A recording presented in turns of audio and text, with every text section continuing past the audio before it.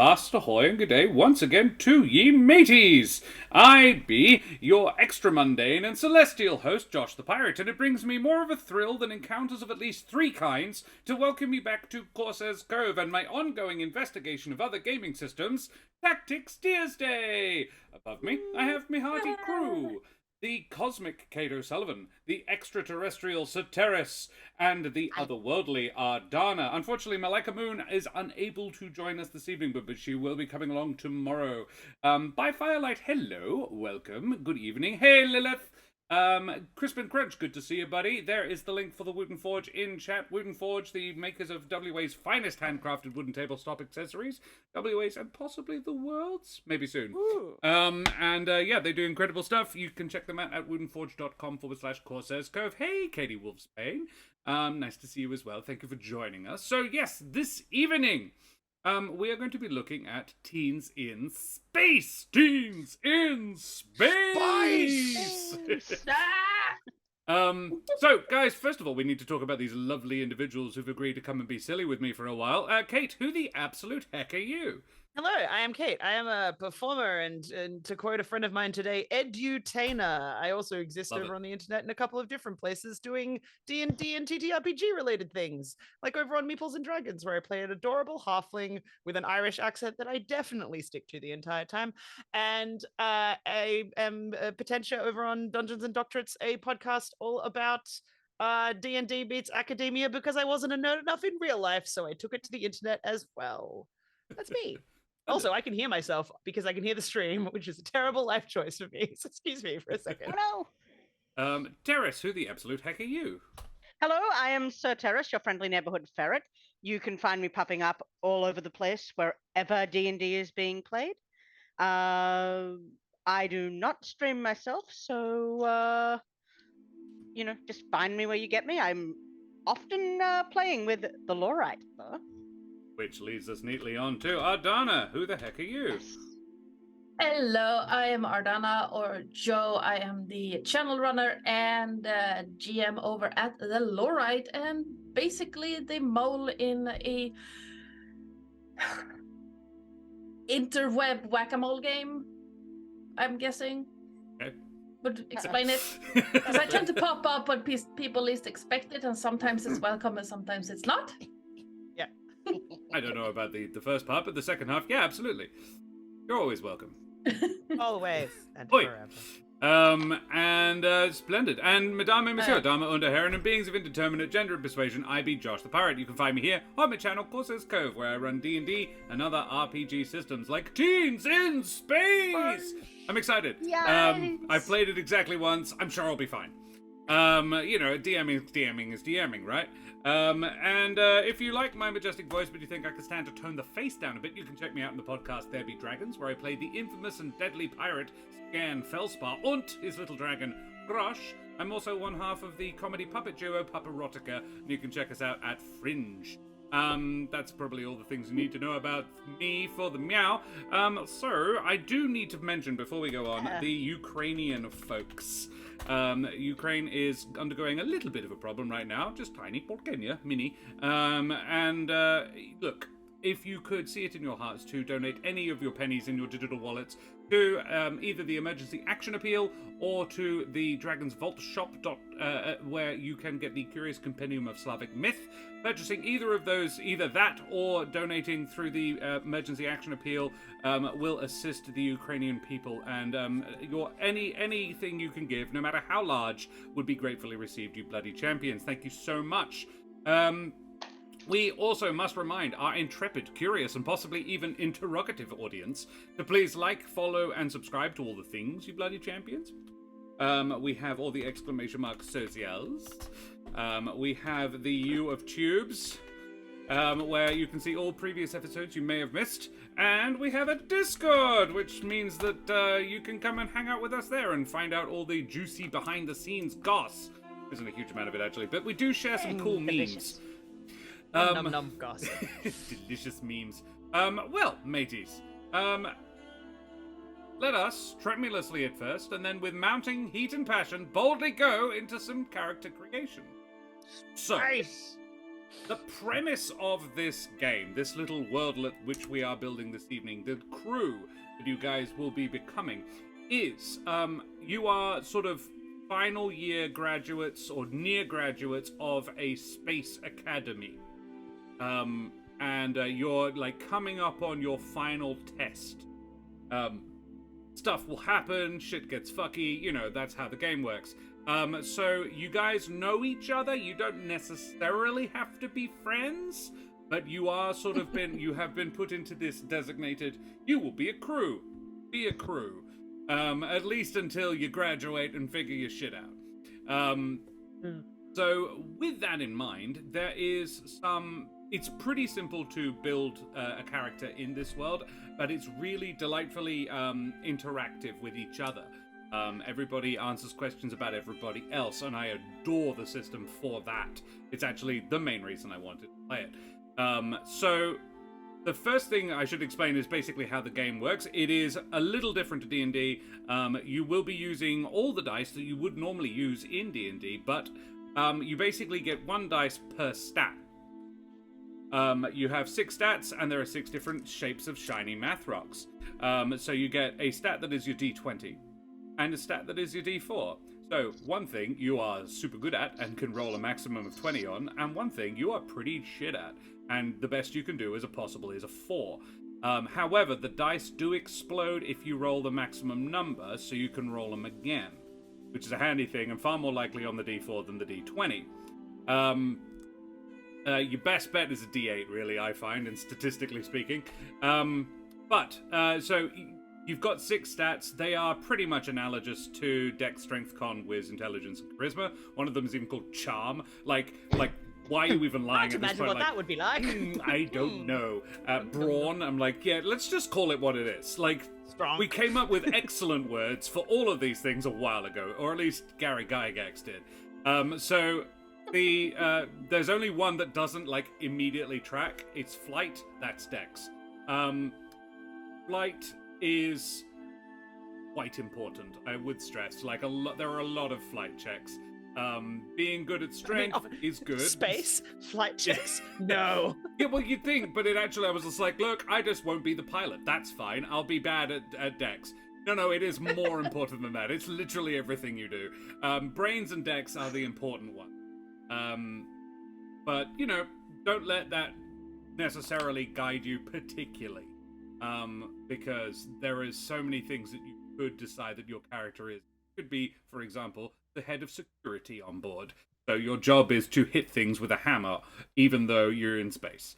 So that's pretty much how the game works. There is a little bit more. The single resource that you have to manage for your character sheet really is like an in-game currency is what's it called?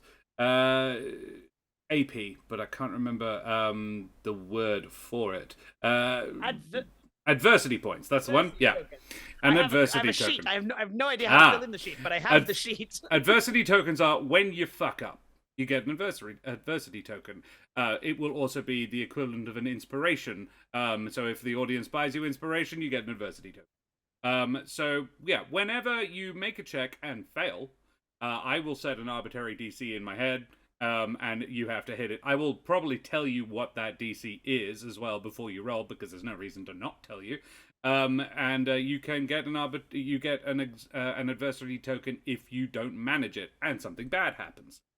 The only other thing that you need to know going in is that when you select a fatal flaw, if you play into your fatal flaw and make a check whilst doing that and fail, you get 2 adversities instead of 1. That's the reward for making things even harder for yourself. That's basically it, really. The character creation steps are pretty simple. First, you select your species and your trope, read character, class, and race. Answer questions about your character. So each trope and each species have a question already attached to it. The tropes tend to have 2 or 3, and you pick one that you vibe with. And then you answer the one about your species as well. Then you answer some questions about your fellow crew. And then you assign some improvement points to your character and to your crew's ship. You get 10 improvement points for your character, so 10 things that you can buy skills with to make you better. Austerity tokens also pay for some of those, but not all of them. So some of them are very limited use, but very, very useful. Ones like Hive Mind, where you can be a psychic. Things like that. We will do the cruise ship together. But I think, first of all, we should just make the characters and then work out how they know each other, and then we'll talk. Sounds good to me. Do anyone have a fillable character sheet that I found one. It's not fillable, but I will send you the one I made sort of fillable from it. Because I'm planning to write it all down on a piece of paper and then print fill it all in and fill it all in, because that way my brain can cross things out and I don't get mad about ruining the pretty character sheet. There's a couple that you can find online. Yeah. I just write it down on a piece of paper and then fill it in later, as Kate suggested. So I just had to find the dice that my character demanded I use, so that's fun. Right. First, let's talk about. I think it's easy to figure out a species and a trope first. So let's talk tropes and species. On the book that the PDF I sent you guys, races and species are on page 73. There's a lot of them. Here there is actually a character sheet in the appendix as well. That I am showing on screen. It's appendix D. And it's you can easily just print that out and create yourself. So these are all the races. There are the Abyssians, water-breathing humanoids who explore space in exoskeletons, and nanos, bulky mole-like creatures tantalized by the treasures found below ground. Benthosa, who are sentient bodies of water composed of the consciousness of the life forms within them, which are dope. Promethean played one of those in the game I played with them. Lani was in a bucket. Sentient meteorite water. Then there are the Calcians, mechanical recreations of an extinct species, which sounds cool. Cephalons, which are gelatinous tentacled beings that share a symbiotic relationship with their host bodies, and I don't know if this is canon throughout all the universes, but are generally considered like bad and nasty and evil, because they possess people. It's symbiotic for them more than the other person. Think Yerks in the Animorphs, and you won't be far wrong. The Chimhaven, bird-like beings obsessed with the sky, which I believe Terris is thinking about playing. Indeedy. Then there are the Chimexians, insect-like humanoids who share a hive mind, which is cool. Cumulusarians? No idea. A friendly cloud-like species of artists. Oh, like Cumulus, like Cumulonimbus. Presumably. So, yeah, that makes sense. Esperans, psionics advocating for intergalactic peace. And as I recall, kind of cat-like looking.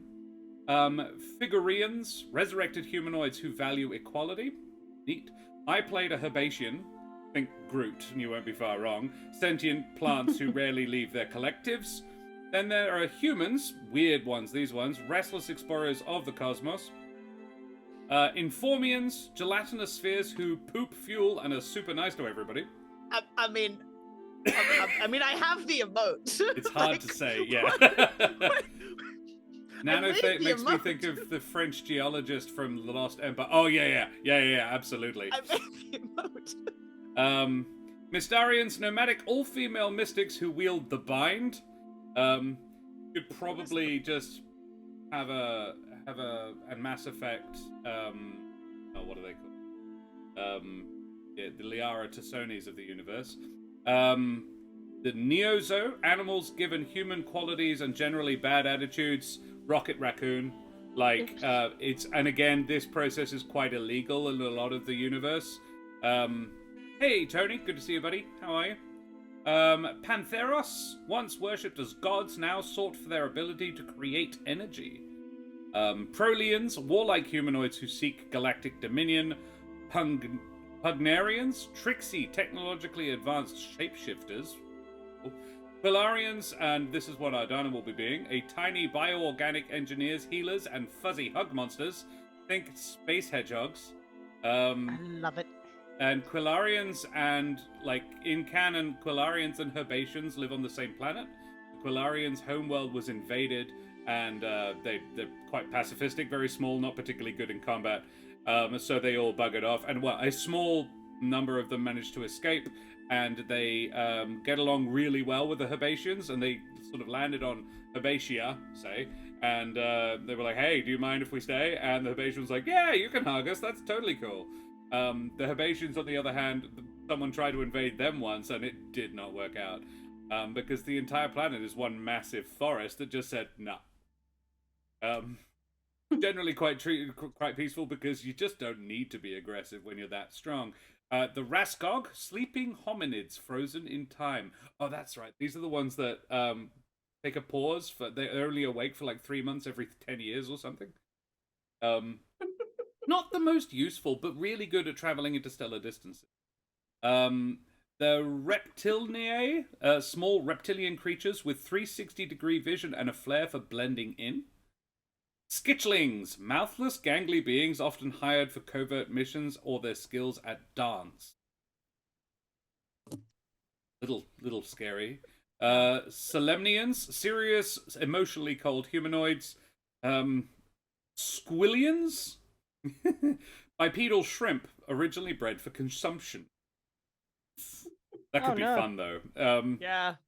Therinians... Is that a Futurama reference? It feels like it feels like some of these I'm like, oh, I know what that is. Like that's 100% that. Yeah. I think I want to say it's more almost, I mean, it may well be, Zoidberg, but Zoidberg. but it could be the shrimp from the Muppets. Oh, yeah. Then there's Therinians, which also makes me think Muppets for a different reason. Intelligent bears who live in peaceful, rule-driven collectives.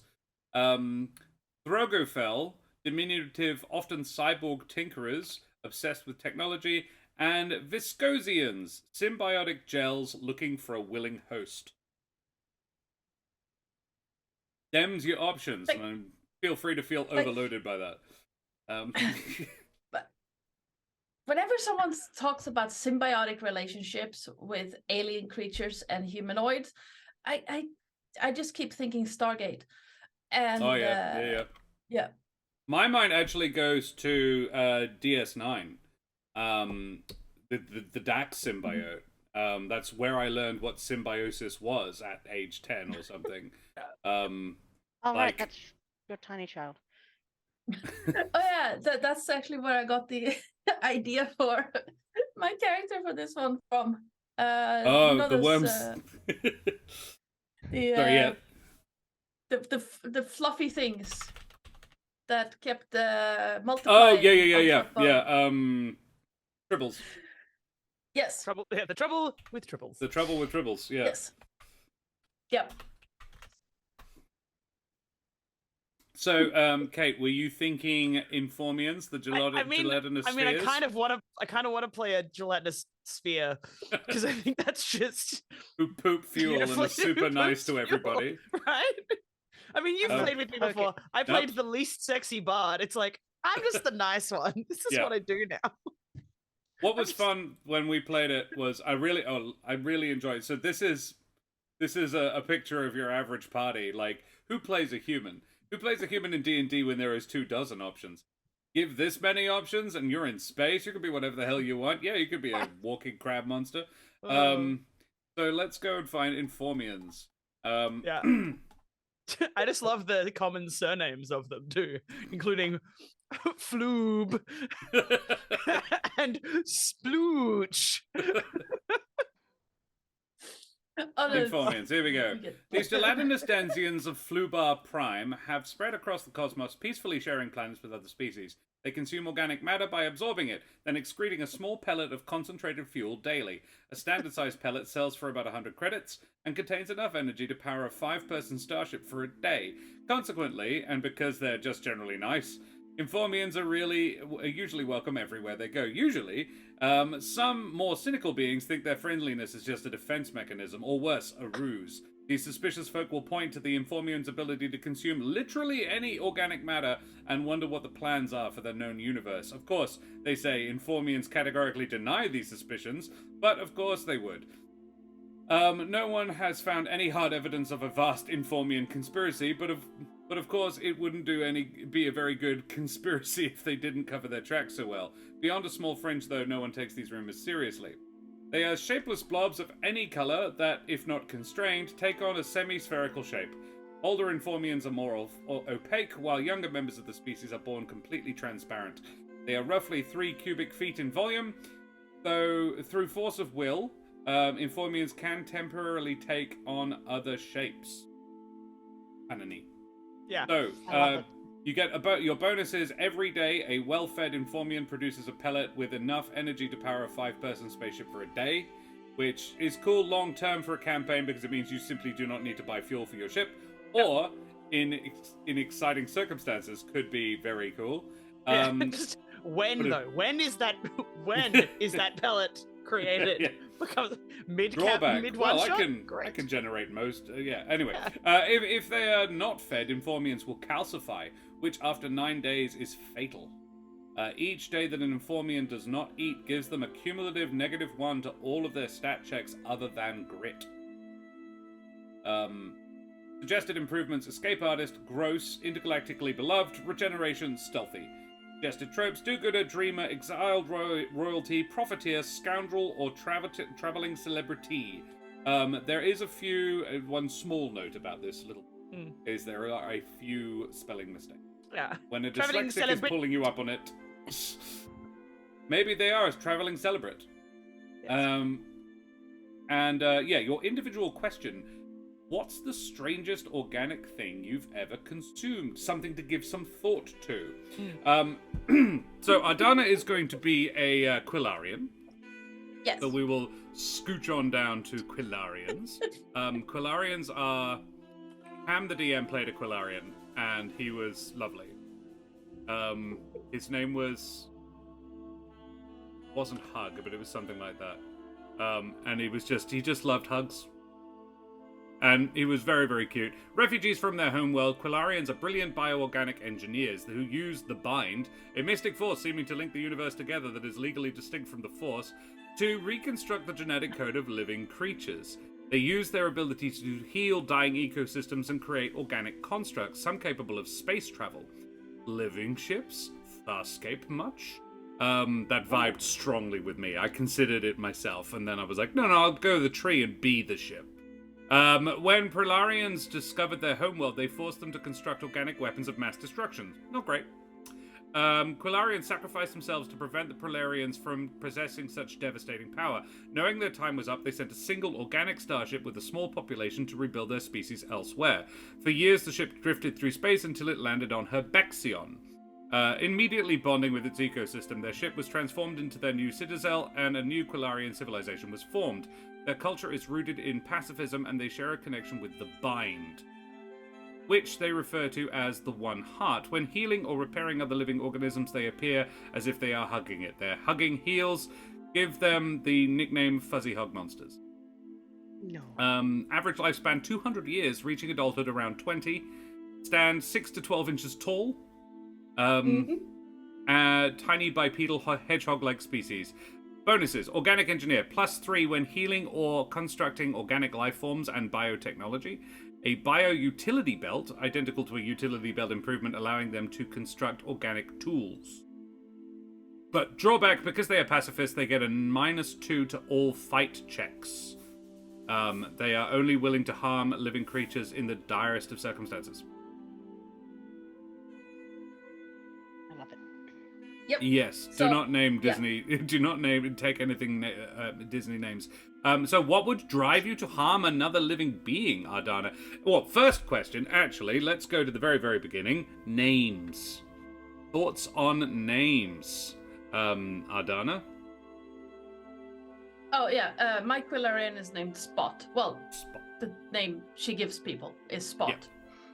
Is it because no one can pronounce the name, the real name, or just is it a secret?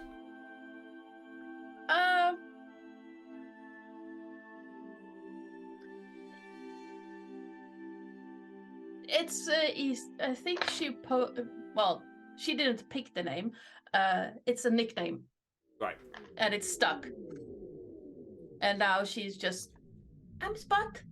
How can I help? Here. And then everyone will know her Spot because she has like a single white tuft of quills on her head. The rest of her is dark brown. No. So, what would drive Spot to harm another living being?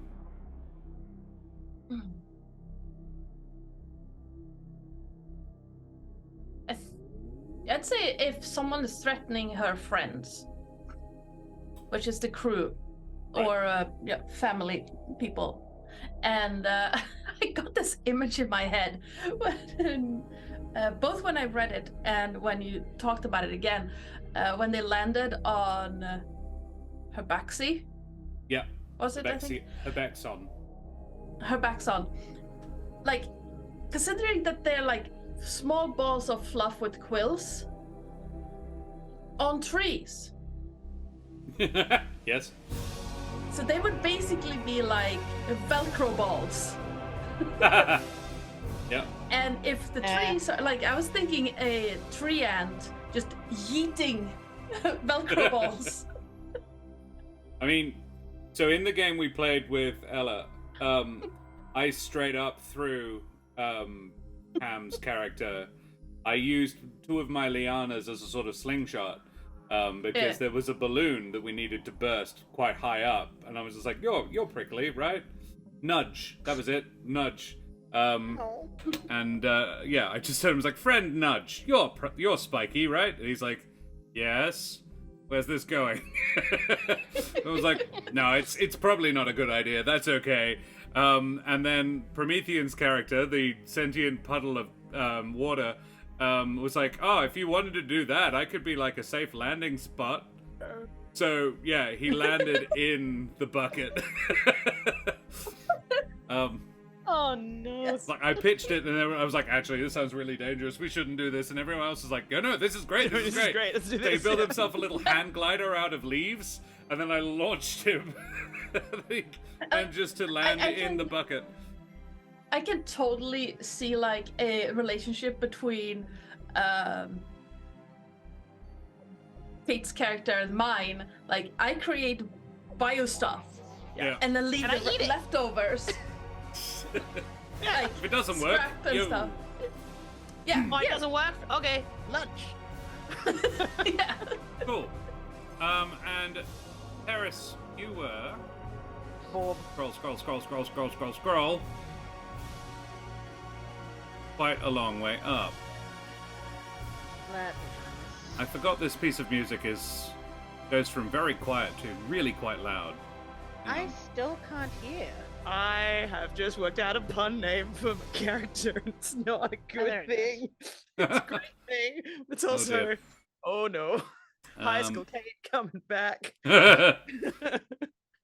It was these ones, the Chimhaven, yes?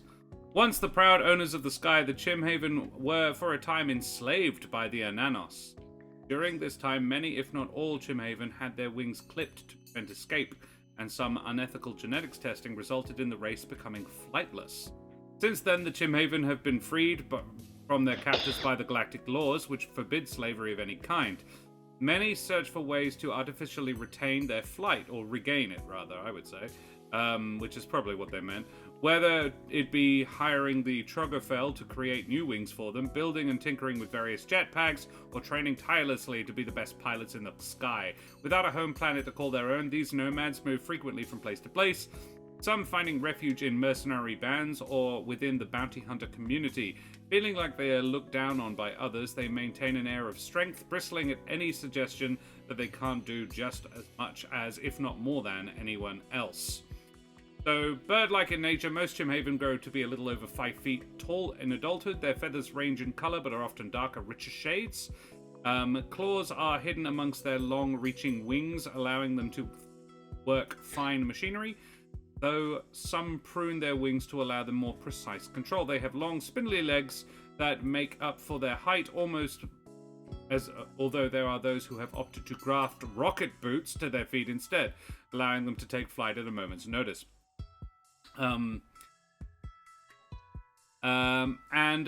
Bonuses +1 to flight checks. Pretty good. That's essentially a +1 dex. And flight improvement.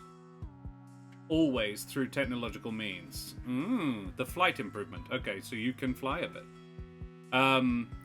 Drawback. Being a proud species, a Chimhaven will not back down from a fight if they are directly challenged or insulted. They will only run if they are in mortal danger. So, additional questions. You can choose, Terris. Which of these would you like? What activity gets your heart pumping the fastest? Or has your pride in your people ever gotten you into or out of a sticky situation? I'm going to say that it would be what activity gets my heart pumping the fastest, and that would be flying headlong into a vertical surface and then mooming straight up, inches away from it. Love it. Yeah. That leads me to another question, because you have the flight improvement. How do...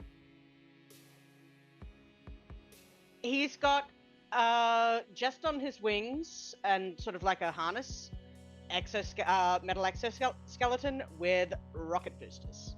Sick. Love it. Cool. Awesome. And what's his name? Skylar. Skylar, of course.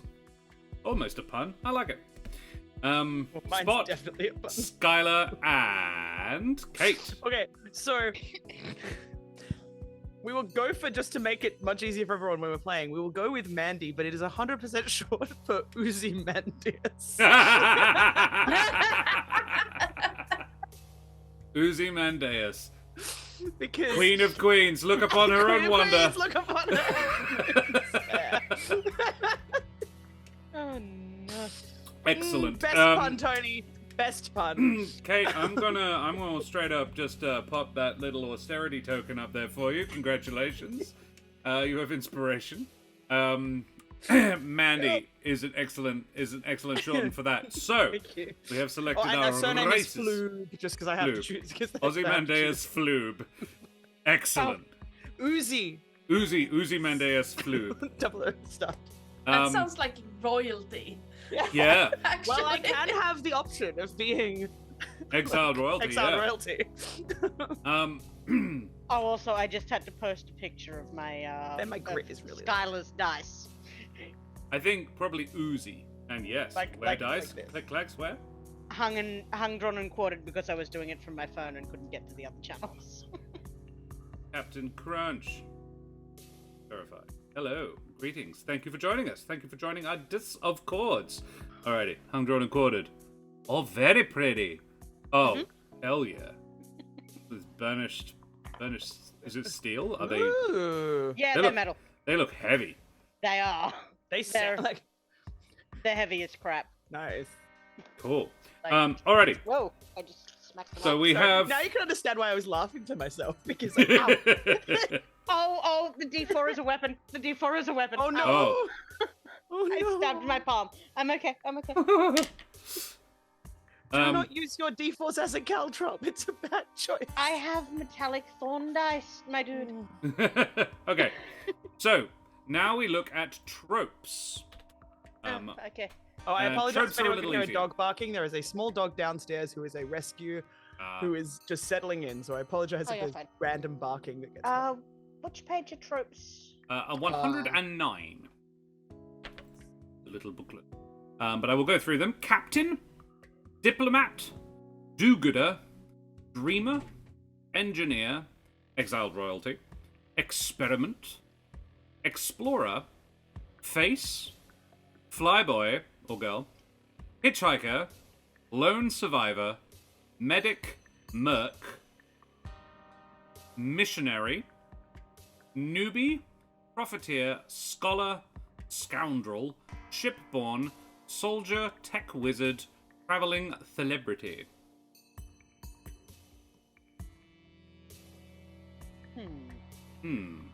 And each one comes with these, as you can see on the screen, for a newbie. My mouse has decided this. So, okay, there we go. Newbie gets a D20 in flight, a D12 in charm, a D10 in brawn, a D8 in fighting, which would be analogous to strength, a D6 in brains, and a D4 in grit. In fact, it's actually a little unfair to say it would be analogous to strength.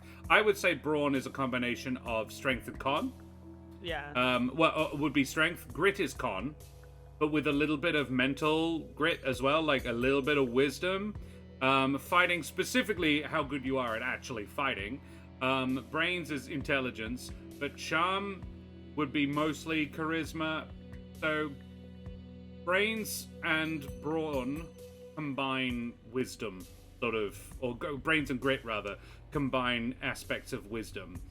So it's basically just down to me to figure out what kind of check it would be in that instance. But it sounds like a new problem.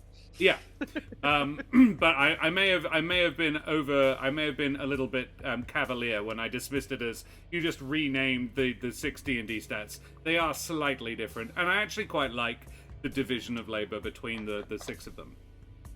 Yeah. So yeah, how do we feel? I also really love the artwork in this. Like, check out this dude. Got 2 extra arms, 2 mechanical arms. Doing a bit of a General Grievous, but he's also got a rifle that he's getting ready to use. And it's all very sort of stylized. So for those not in the know, Teens in Space is by the same people who made Kids on Bikes and what was the other one? Kids on Brooms.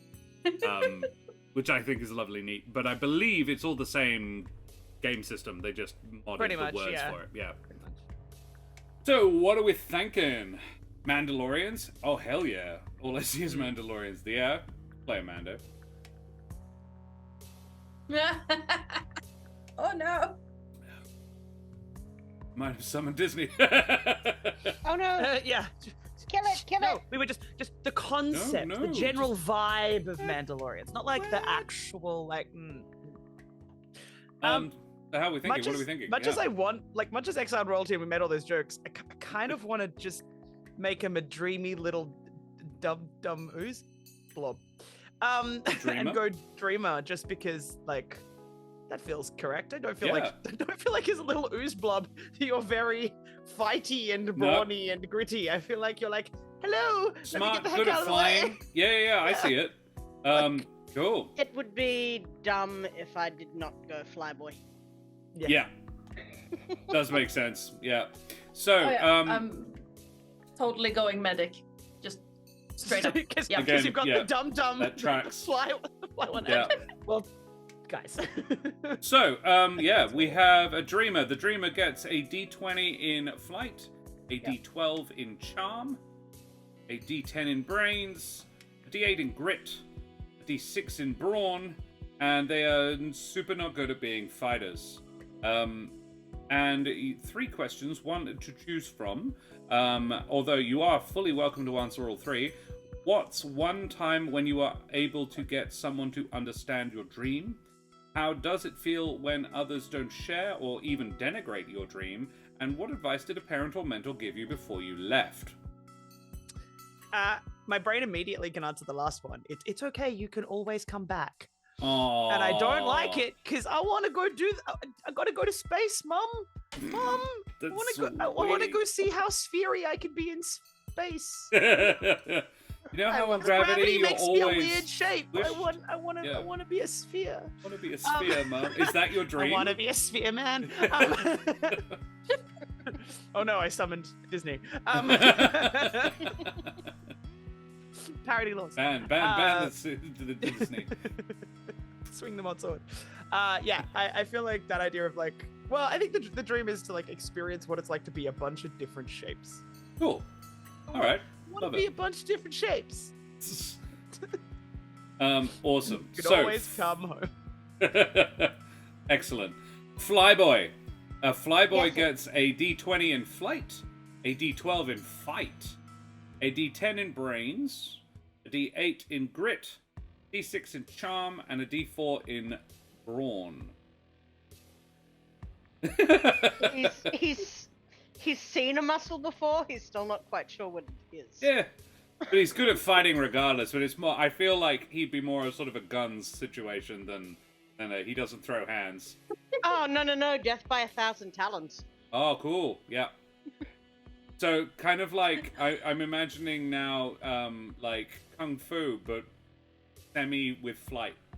Like, Yes. there's a lot of Matrix-style leaping and jumping, jet-assisted jumping. That'd be cool. Yes. Maybe with blasters. But So, questions. I just had a... Yep. Yeah. I just had an image in my head of a black parrot doing the nah. With the black parrot, it actually makes the Matrix analogy even better. Like, I can very much see the black parrot in slow-mo running up a wall, then sort of spinning over a spherical blob. Black emo parrot, I might add, he has dyed his, because he's a black cockatoo, he's dyed his crest dark purple, and probably his wingtips. Ah. Because he's that extra. Chaotic Goblin has a joke, but I don't know if it's appropriate. Well, tell you what, Chaotic Goblin, slap it up in chat, and if I think it's inappropriate, I won't read it out. Yeah, and I can always mod sort it if necessary. Like, it's fine. There we go. Yes, Kato Sullivan, if you keep this up, Josh will lose his house. Look, so what are you saying is I should write a full parody? Tony, I don't own my house. It's fine. Yeah. I'm an actor. I don't have a house. What is own house? It's a house in Perth these days. What? I mean, I'm a millennial. I don't own a house. Yeah. My plan for owning a house is death of parents. Oof. Oof. My mum hates Same. that joke. I don't know why. Right, so Terris. Where there's a will, I want to be in What happens when a robot... Yeah. Don't say it out loud to Brad, Josh. Oh dear. Josh did the cold read thing. I would say it's a not robot gigolo. Yeah. Look, these are I believe I've said like not safe for work. We're Australian.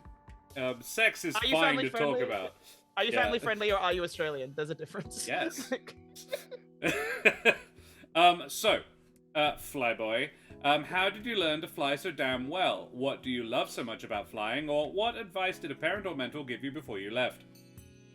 What I like so much about flying is the death-defying adrenaline rush of going real fast, real quick.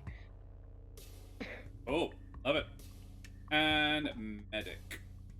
Medics are D20 brains, D12 grit, D10 flight, D8 brawn, D6 charm, and D4 fight. Hope you guys don't get in any fights. No, we're gonna... I mean, Terris is okay at it. I'd suggest, I don't know, brainsing your way out of it. Which is totally an option. I mean, you could always build a potato gun and just spot out of it. So... Or bits of Uzi. Yeah. Mandy. That's oh, part of my substance.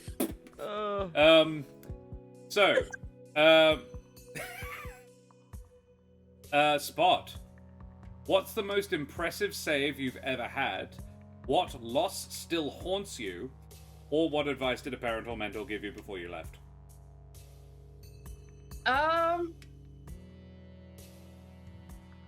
I was stuck on the what's the most impressive save Spot has ever had, and for some reason, it came to me after Terris mentioned flying towards a solid surface at high speeds.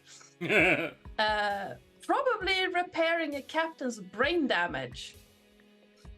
Wow. By accident. Right. Like, don't die. Hey, you're alive. Go. Hugging brain damage better. Yes. Because... I can't do that, I just consume them if I do. I feel like you have a choice in the matter. And that also immediately led me to probably this little bristle cone walking up to Terris's character. Every time he does that, and he just goes, no, Not and again. just goes away. Stop it. You're not my Like mom. You can't tell that. me what to do. You don't understand me. Oh I'm fine. dear, this is going to be great. All right, so before we do, let's talk about character improvements as well. So you have 10 points of improvements that you can purchase for yourself. The improvements are on 116 in the PDF. So this is where you get to find out what improved flight is, Terris.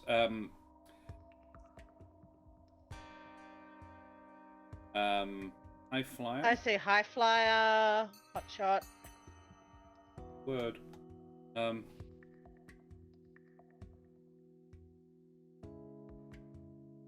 I'll figure that one out. So yeah, you get a bunch of these that you have: regeneration, resistance fighter, saboteur, scanner, shape-shifting, skilled at X, skywalker, space athlete, spirited motivator, stealthy, tough, treasure hunter, troublemaker, utility belt. Then there's a bunch of other ones because I started reading in the middle. Overachiever, protector, nerves of steel, lucky, loyal crew member, laser blade master. That's nothing to do with lightsabers. Intuitive, interspecies allure, intergalactically beloved, hotshot pilot, hive mind, high flyer, heightened ability, gross, goody two shoes, escape artist, cyberware hacker, or master blaster. Blaster master. Master Blaster is the character from Mad Max.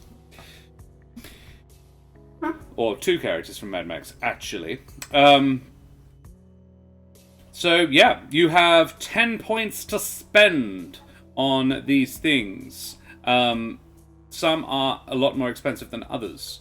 Some are a lot more impressive than others. Combat checks with a laser blade are made at a +2, for example, with the laser blade master. Intuitive. Spend one austerity token to ask the GM about your surroundings, an NPC, or the like. The GM must answer honestly. That one I don't really get. It would be a make an observation check sort of situation to look around it. But if you like the vibe of it, then we can make it work. I may modify it slightly, though. It's just the wording is a little confusing there. I don't really see the point of it. Nerves of Steel. Spend 1 AT to take half of your die's value instead of rolling on a snap decision. Ooh. Some of these are cool. So just auto, basically, take the half. And it's half rounded up, obviously, because these are always even-numbered dice. So on a D10, the average is 6. Resistance Fighter. Spend 1 AT to locate and receive help within reason without making any stat checks from the group resisting intergalactic authorities. Shapeshifting could be quite handy, Kate. I was looking at him like it's really expensive. It is really expensive. Spend 1 AT to change into a similarly sized shape or object. Characters meeting you must roll their brains against your charm. If they have reason to think you might not be who you say you are, they may take a planned action. Otherwise, their check is a snap decision. Planned action being a particular thing that you would get an advantage at. Some of these, like Space Athlete, kind of neat. Just you're good at working in 0G. That would actually track completely for Uzi as well. Yeah.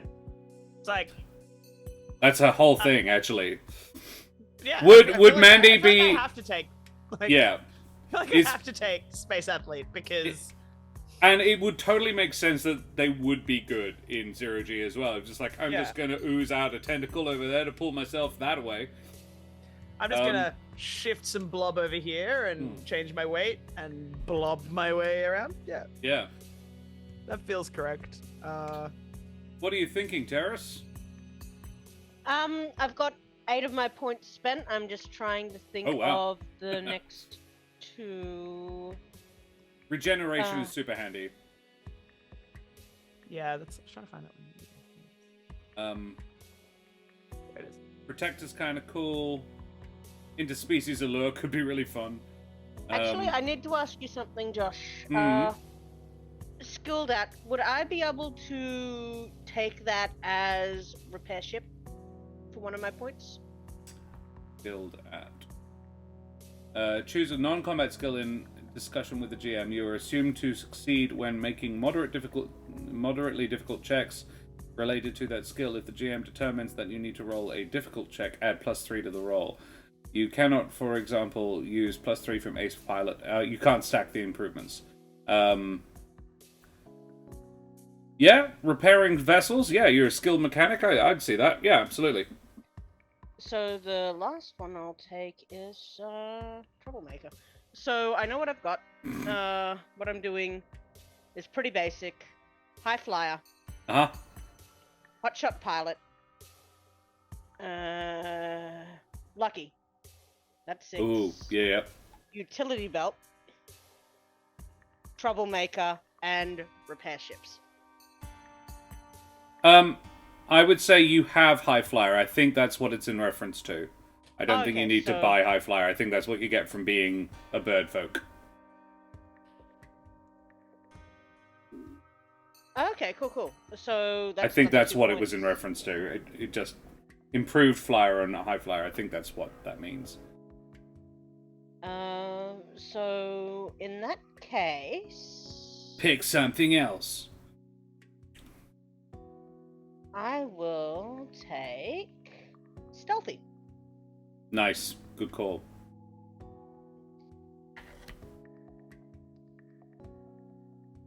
So let me write those down. How are you going, Ardanna? What are you thinking? I think she said be right back. So. Oh, she's back. Oh, I forgot to turn the microphone on. But yeah. So I was thinking. Let me get back to where the improvement was. So, Quillarians come with the bio-utility belt. Yep. So I was. You don't need to spend it on that. Yeah. I was thinking Lucky. Yep. Which is 2. How powerful is Lucky? Spend 1 AT to re-roll a stat check. Yeah, that's cool. Yeah. Yep. Yeah, we've both taken that. System is this, by the way, Traveller.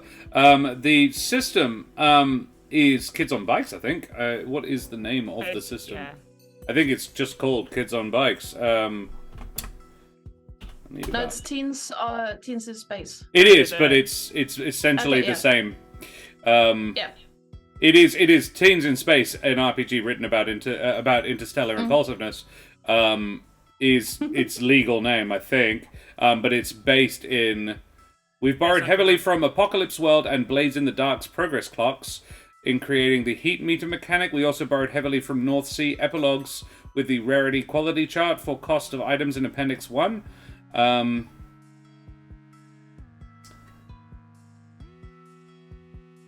fairly sure it's basically a rewrap of Kids on Bikes, the same way that Kids on Brooms is a rewrap of Kids on Brooms. It's just thematic.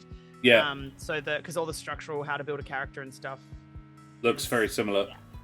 So I've had a thought. I'm going to switch out Troublemaker for Nerves of Steel.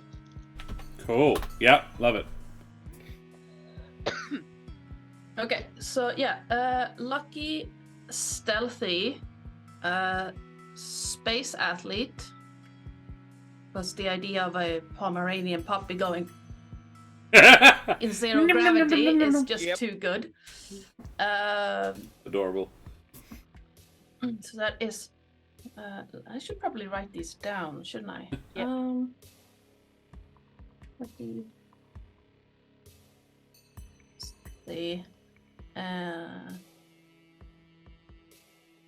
Space Athlete.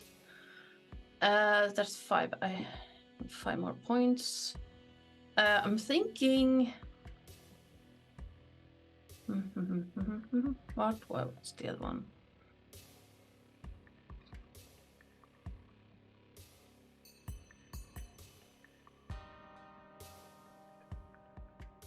I was thinking cyberware hacker. Ooh, yeah.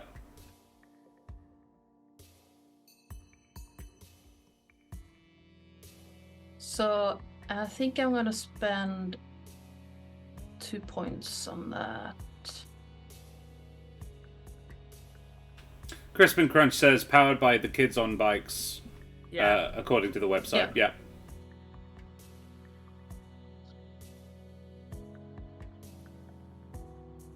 Oh, well, that's happening. Okay, that makes more sense. There we go.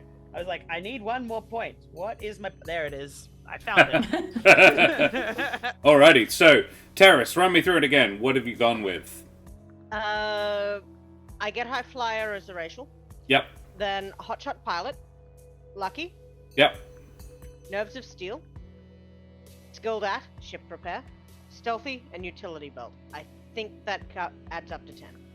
Sure, sounds great. Ardanna? Yeah, so I get by a utility belt. Yep. I have so far picked Lucky, Stealthy, Space Athlete, Cyberware Hacker, spending 2 points on that so I can repair up to IP4 Wow. improvements. Escape Artist, and then I have 2 more points. Cool. And Kate, what have you gone with? So I have gone with Space Athlete because, as discussed, Yep, makes which sense. means that I also think I need to take Gross because then I Yeah. can do something weird that makes sense. Yeah. And then Escape Artist because, again, that all makes sense together. And then Goody Two Shoes, Protector, and Overachiever, which is the like, I'm going to defend my friends, but also I'm going to be nice about it Yeah. combo. And then Stealthy and Lucky because they make sense. Cool. I want This is it's too expensive. This is a very combat adverse party. Oh yeah. But also like, you know, No, I love it. what helps for? No, like, yeah, it's going to be really fun. Like, I think I'm going to advise Malika to take a slightly more aggressive Tank character. Not necessarily a tank build, but just one that might cause friction. Oh, my decision for Goody Two Shoes, by the way, was just like, I'm gonna get help because we're not strong. Yeah. Help me, law enforcement.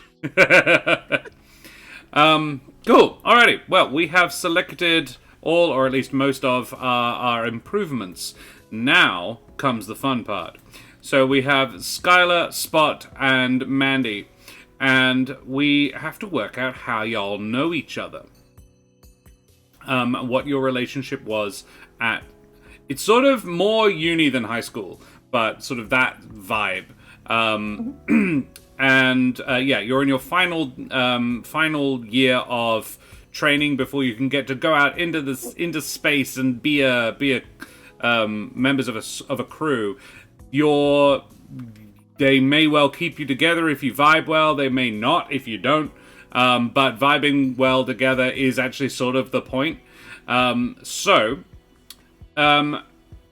Each of you can now pick to answer a question about one of the others. And you can choose a positive or a negative question, and then you roll a d20, and we will randomly determine what question you are answering about one of the others. So I'm going to throw it to Terris first. Terris, who would you like to answer a question about? I will answer a question about Spot. Spot. Ooh. So, Skylar, roll a d20, and would you like to answer a positive or negative question about Spot? Dealer's choice. Ooh, okay. Alright, roll me that d20. Chat, what do we think? Positive or negative? I'll take the first one that comes up. P's or N's in chat. And what you get, Terris? Oh, Katie Wilspain thinks P. Oh. Hey, Thamio. Positives. Yeah. I need to roll a d20. 13. A 13 on the positive chart. Alrighty. So, Skylar, talking about Spot, what does this crew member do that always makes you laugh, either with them or at them? Oh, let me think about about that. Good to see you, Thamiel. Thanks for joining. I think Spot, when Spot is a she, when she gets particularly, how to say this, worried about something, those little eyes go all big and, you know, like the little Pomeranians. Yeah. When they see food, Puss they in do that. Boots. And she just, Skylar just cannot keep a straight face when she does this. Right. Love it. His crest goes up and he throws his head back and he squawks. He doesn't laugh, he squawks. So, we'll just ask quickly, just for clarity. How does all three of these identify? Spot is female. We have ascertained. Yep. Skylar, male. Skylar is a male, yes. And Mandy, male, female, or something else? Female, I think. Okay. With the traits I'm giving it, I think that makes the most sense. Yeah. Cool. No worries. Female blob. Cool. Love it. Just saying. No. I'm just like, I don't even want to put any significant thought into what the differences would be. Nope. I think it's probably more they are probably a non-gendered species, but they just sort of decide how they want to be sort of identified. We pick our pronouns. That's how that works. Yeah, I think that tracks. Cool. Alrighty. I actually went for Mandy, not Aussie. It makes all the sense. Yeah. All right. Ardanna, Spot. Spot has just had a question answered about them, so let's have Spot.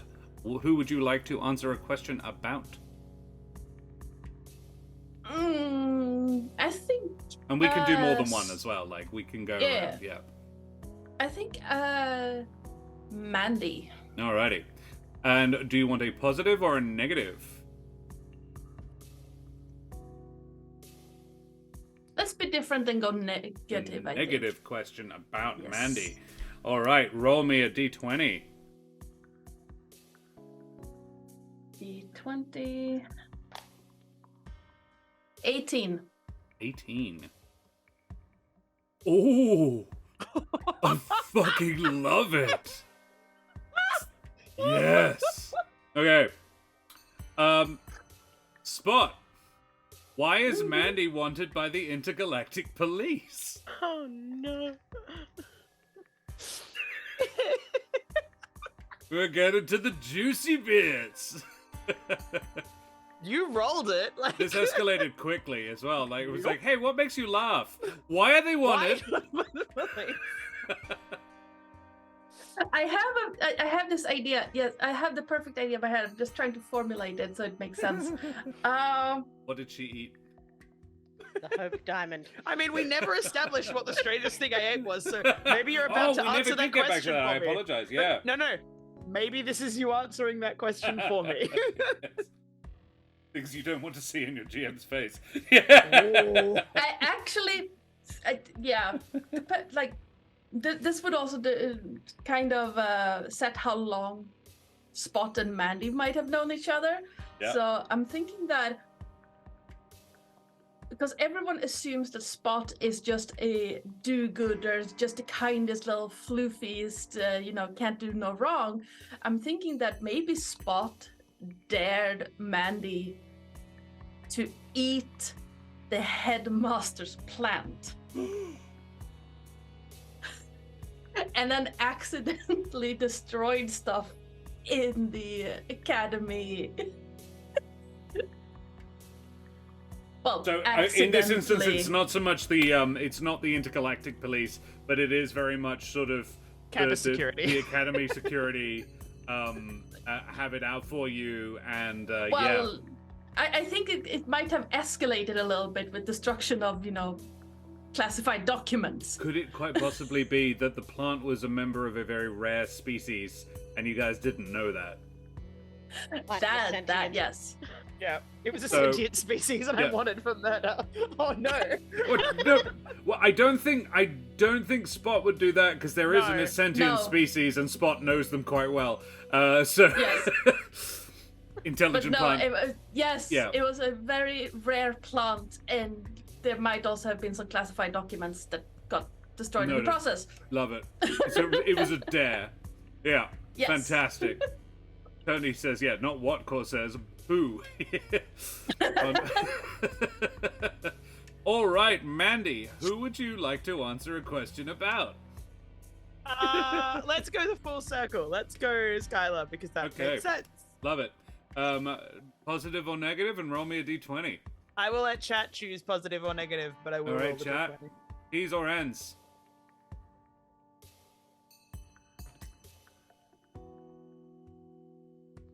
Damia puts up a plus. 6. Oh, positive. Duh. Yeah, positive. Cool. All right. Yeah. I was like, that's neither a P or an N. Cool. Oh. All right. 6. Oh! Yes! Skylar. It comes perfectly in a little circle now. Well, Mandy, what is Skylar is sacrificing to protect you? You see, it gets juicier. That was the first one we rolled was a bit. It was good, but it was a bit. I much feel like lower stakes they are than this one. They are protecting me from being busted by because they know that I am the one who destroyed the plants. And right. So the entire crew is like, okay, they've closed ranks around Mandy. Closed ranks around Mandy. She didn't mean to. She's a poor little innocent blob. We all thought it was really funny, and then we found out, oh no. I'd actually like to add to that Please as do. the flyboy, he was going to get like the the best flyboy in the academy. Basically, he was going to get the big named cruise ship. Yeah. And he has taken the blame for the destruction of the plant and been demoted. Yes, but yes. He's accepted his own culpability, and he's tried to take some of the blame. And it cost him. I love that. Excellent. All right. And this is why we're a team.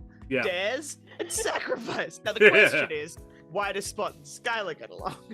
Well, so shall we turn it back around? Skylar, do you want to answer a question about Mandy? I do, and I will roll negative because I rolled positive last time. Heck yeah. Alrighty. Roll me a negative. That is a 17. 17.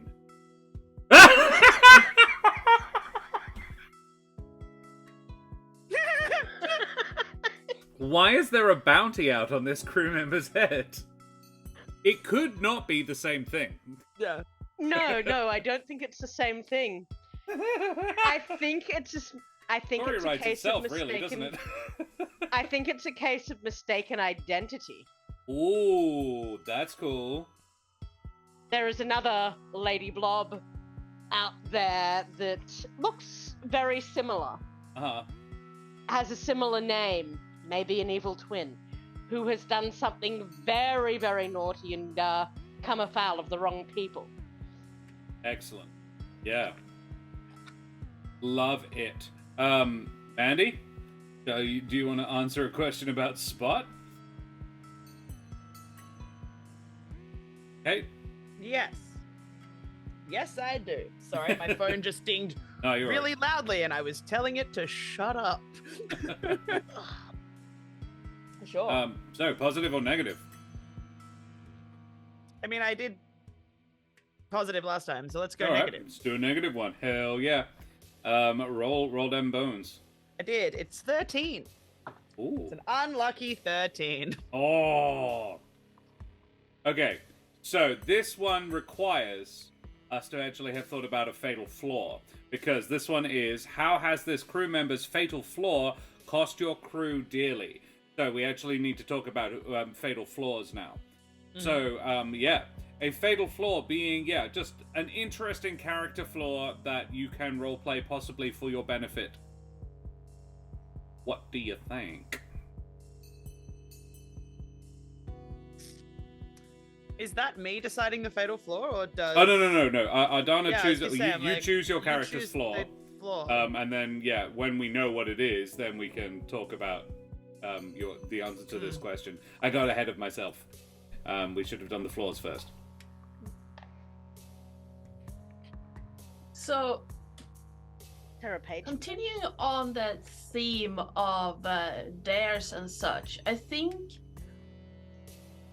Spot has a kind of a tricksterish streak. Yeah, I love it. Not so much like a trickster god or, trickster cleric, but more of a, I wonder how this works. And I wonder if I can make people do this.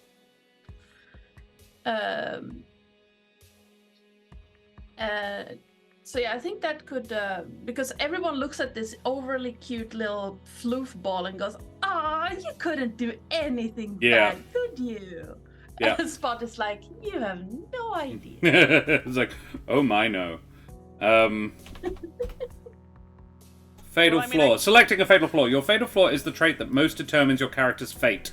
In ancient tragedies, the fatal flaw is the trait that helped the hero succeed in life, but often causes them to get into trouble. Another way to think about it is an excess of good quality, a virtue that sometimes goes unchecked by rational thought. Often because this quality has helped a person to be successful, it has been reinforced over time as a result. Even if the character knows that, theoretically, they have too much of this trait, they also know that they wouldn't be where they are today without it. Unbridled curiosity. Unbridled curiosity. Hell yeah. Love it. Not so much putting Spot in danger, but seeing if she can get others to do stuff. Yeah, and how things work. And tinkering in places she shouldn't be. So, how has Spot's unbridled curiosity cost your crew dearly? I mean, it's cost. I mean, that plays into what it's all. It all comes back. Yeah. I don't feel like I need to Then lay this try out. a different one. But, try and think of a different one. But Something I feel like else. I feel like what maybe it was is it all got made worse by the fact that Spot tried to tried to get someone else to take the fall, and now some other teens in space dislike us because they got pranked functionally, or they got blamed originally. Maybe it's because Skylar got muted out of their crew. There you go. Yeah, Samuel, it's a really cool way to quickly build character relationships. Yeah. And I found when we ran it on GaryCon, it was, it really accelerated the getting to know you stage. You know, there's always that sort of the first 30 minutes of a one-shot where you're like, how do these characters know each other? For one-shots particularly, this shit is awesome. And yeah, it might behoove the DM to write even just half a dozen questions that they could choose from, but these ones are playing very well together. It's now like we're trying to keep them from making just one full narrative about this one incident, because they're almost making it's almost too obvious. They're like, yeah, they all just link to this one cool thing that we've started doing. You know, that like, if that's the big inciting incidents, all those other little incidents of like, another group of teens who got blamed, or another group of teens who, you know, was studying the fancy plant and got mad because of that. Like, it's, you know, I don't necessarily care what the I like the idea reason of they the intergalactic botanists. But like, I mean, I am the exact person who would come up with like a bunch of people studying the plant, because it's not like I'm enough. I think we will lock that one in, though. Yeah. I think it has earned you the ire of the biology department and all of those that major in it. And a particular crew have a real sort of vendetta. The botanists are mad. The botanists, yeah. And you know, don't mess with botanists. You saw what Mark Watney did on Mars. I mean, that's it. They're important. Like, without them, what are we going to do when we do space things? Yeah, I agree. Breathe? I agree, Crispin Crunch, that this is not just session 0. Like, this gives you all that stuff. Yeah. Oh yeah. In a really easy way. Yeah. And to the point where Ellen, who ran the game for GaryCon, says, I use this all the time, not just in Teens in Space. I use variations on this, and I'm like, yeah, I think I may have to start. Yeah. If you've got the time for it, very cool. And really fun, too. Like, it's just fun to hand another major part of your character creation off to somebody else. And, you know, that's why I gathered people I knew were actually good at roleplay gaming, because you do this with peeps who haven't Aw, had a we lot of just got experience with this. compliments. Yeah, just a little.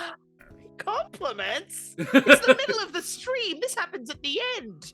We How do dare a you do this out of favorite order? moments at the end of a tactics. We've never done that before. Cool. Alrighty. Josh, do you want us to all work out our fatal flaws? At the Yes, same time yes, before tell us, we tell move us. Past it, because I was just Okay. like, I feel like she's vulnerable to peer pressure, like not literal pressure. Cares what but, people like, think. Yeah, Cares- that yeah.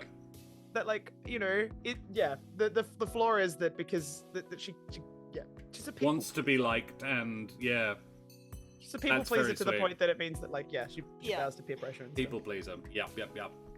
That's because you're wanting something that you can play well, so that I can reward you for failing when it happens. Me Yeah. playing a people pleaser? How dare you? I am attack. Rude. Let's jump off a So, cliff. I think Skylar's fatal flaw is that he does utterly reckless, crazy things to mask his crippling self-doubt. Oh. Aw. Crippling self-doubt. Yeah. Amazing. Oh no, I'm gonna go full hype train on you. I'm so sorry. You got this, buddy. Compliment Bob. I'm No! hitting you. Stop it. You do, I don't. You're the best at it. I am not a lemming, chat. That's not fair. That's not what they do anyway. They don't do that. No, they don't. Also, they she's do, a blob. however, She wouldn't hurt her anyway. Well, splat. Yeah. We need That a is tennis not racket. a giant pizza, sir. That's not giant. That's 8 feet across. All right.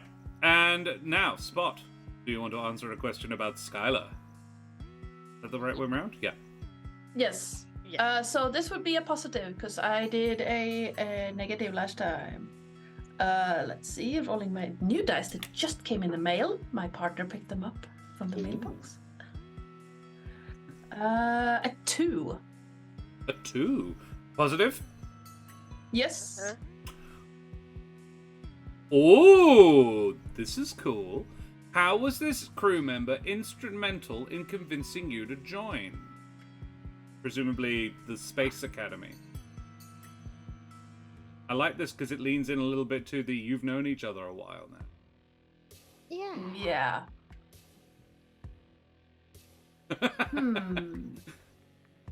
We're doing a good job, Crispin. Oh. I'm sure they won't by firelight. I'm sure not. No. Definitely not. No, it's not like you're going into a haunted labyrinth or anything. What? That doesn't sound that dangerous. Yes, I think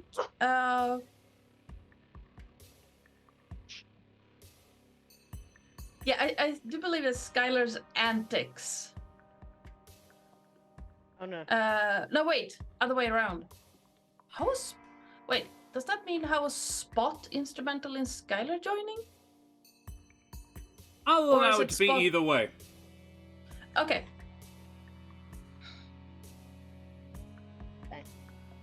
Because it could either be like enthusiasm about exploring new stuff, if it was how Spot was instrumental in just going, but we get to explore space and it's gonna be so cool. And do you know you can fly a lot in space because there's no gravity? I'd fly. So Yes. Skylar's like, fly, you say. I'm in. You son of a bitch. Why, you fool? Or and if sorry. it was Save like, it for later. Save it for the game. Oh, it'll come back. Yeah, It's yeah, not a yeah. big deal. and I think if it was how Skylar was instrumental in Spot joining, it's more of a zooming past at one point and just, that's probably gonna break a few bones. I wonder if I can fix that. Hey, where are you going? Crispin Crunch just subscribed at tier 1 for 6 months. Crispin, Yeah. thanks very much, you bloody champion.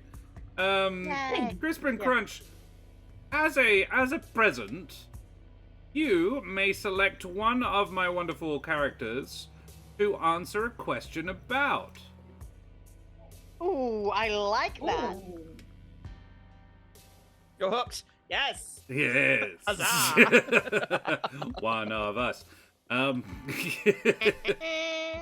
Yes, And- presents. Yeah, Because which can't one would see you him like now. to answer a question about? And you can do it from the perspective of one of the others. I bought these for my partner. Ooh, do they know? Do they have What books? is? Nope. It's a Oh. skull. And it's called cool. Nice. it's called My Necromancer Boyfriend. Because he plays a necromancer in our home game. Necromancing the Get one of bone. those for my I girlfriend. think I might have to make Mandy this color just so that I Oh, can yes. have an excuse to roll Yes. the mega chunk. The big dice. I the big freaking dice. love that thing. Alrighty, Crispin Crunch rolled a I will 2, tell you where I got it from after the stream. which I would guess is Terris if we're going across the top of the screen. Need 2 dice. And we need a, So dead. positive or negative. And about whom? Mega chunk. Yeah, is that one of the ones with glitter, like a suspended in a matrix inside? No. I'll put a photo of it on my This- Twitter. Uh-huh. I'll put a photo on my Twitter because that way I can tag who it's from, but without necessarily associating it with you, in case you have other affiliations that would be mad about that. Fair I enough. just realized I've been aggressively playing with dice this whole session, and that's probably mega loud. I am so sorry. haven't heard it. ADHD. I haven't I've heard heard it. it. I have Good. literally been doing the same thing. All right. So Crispin Crunch is looking for somebody to choose a positive or negative. Chat. Someone pick positive or negative. Excellent. All right. Fluorite picked herself. So it looks like we are answering a question by Skylar about Spot. And you can pick negative there, Laura. Right, I see. Yes. A negative question from Skylar about somebody. Crispin, so what do you want? And we're going to need a D20 in chat to figure out which question.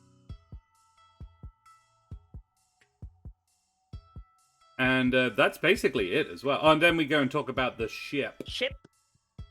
Yep. All right. We got a 19 from Crispin or a 4 from Tony. I'll give you the option of either. I'll tell you what they are, and you can pick the better one because there are some interesting ones. So, a 4. Why is keeping this crew member on putting you all at risk? I mean, if it's Skylar, we know why. Or a 19. How did this crew member get you all banned from the last planet you were on? Alright, well, Tony's one is, why is keeping this crew member putting you all at risk? Crispin, please tell me why Skylar is putting all of them at risk. I'm wanting your opinion, your addition to this story. Why is having Skylar around dangerous for the rest of them? Or risky for the rest of them? Not necessarily physically dangerous, but a risk in some way. Same answer, really. Don't you say? Oh, I think it was take which role. Oh, yeah, right. Give me something new. Give me something different. Add something else into this narrative. What else does Skylar do? Can't abide by docking rules when piloting. Oh, all right. Yeah, it's almost the same thing twice. Yeah. What did this crew member do that got you all banned from the last planet you were on? He landed real bad. Bad. Oh, no. I landed perfectly. Really well, but very much against regulations. Oh, yes. I like it. So, yeah.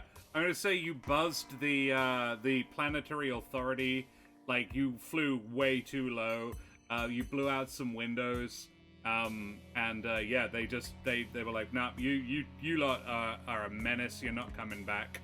Yeah, Love it. barrel rolled the ship and landed it between two luxury vessels so close that they couldn't get out of their docks. Yes. Didn't damage them, but they were stuck. Couldn't open the doors. Yep. Love it. And then you left it.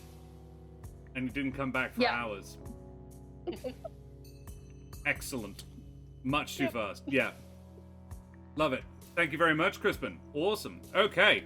let's talk about that ship then. So, My baby.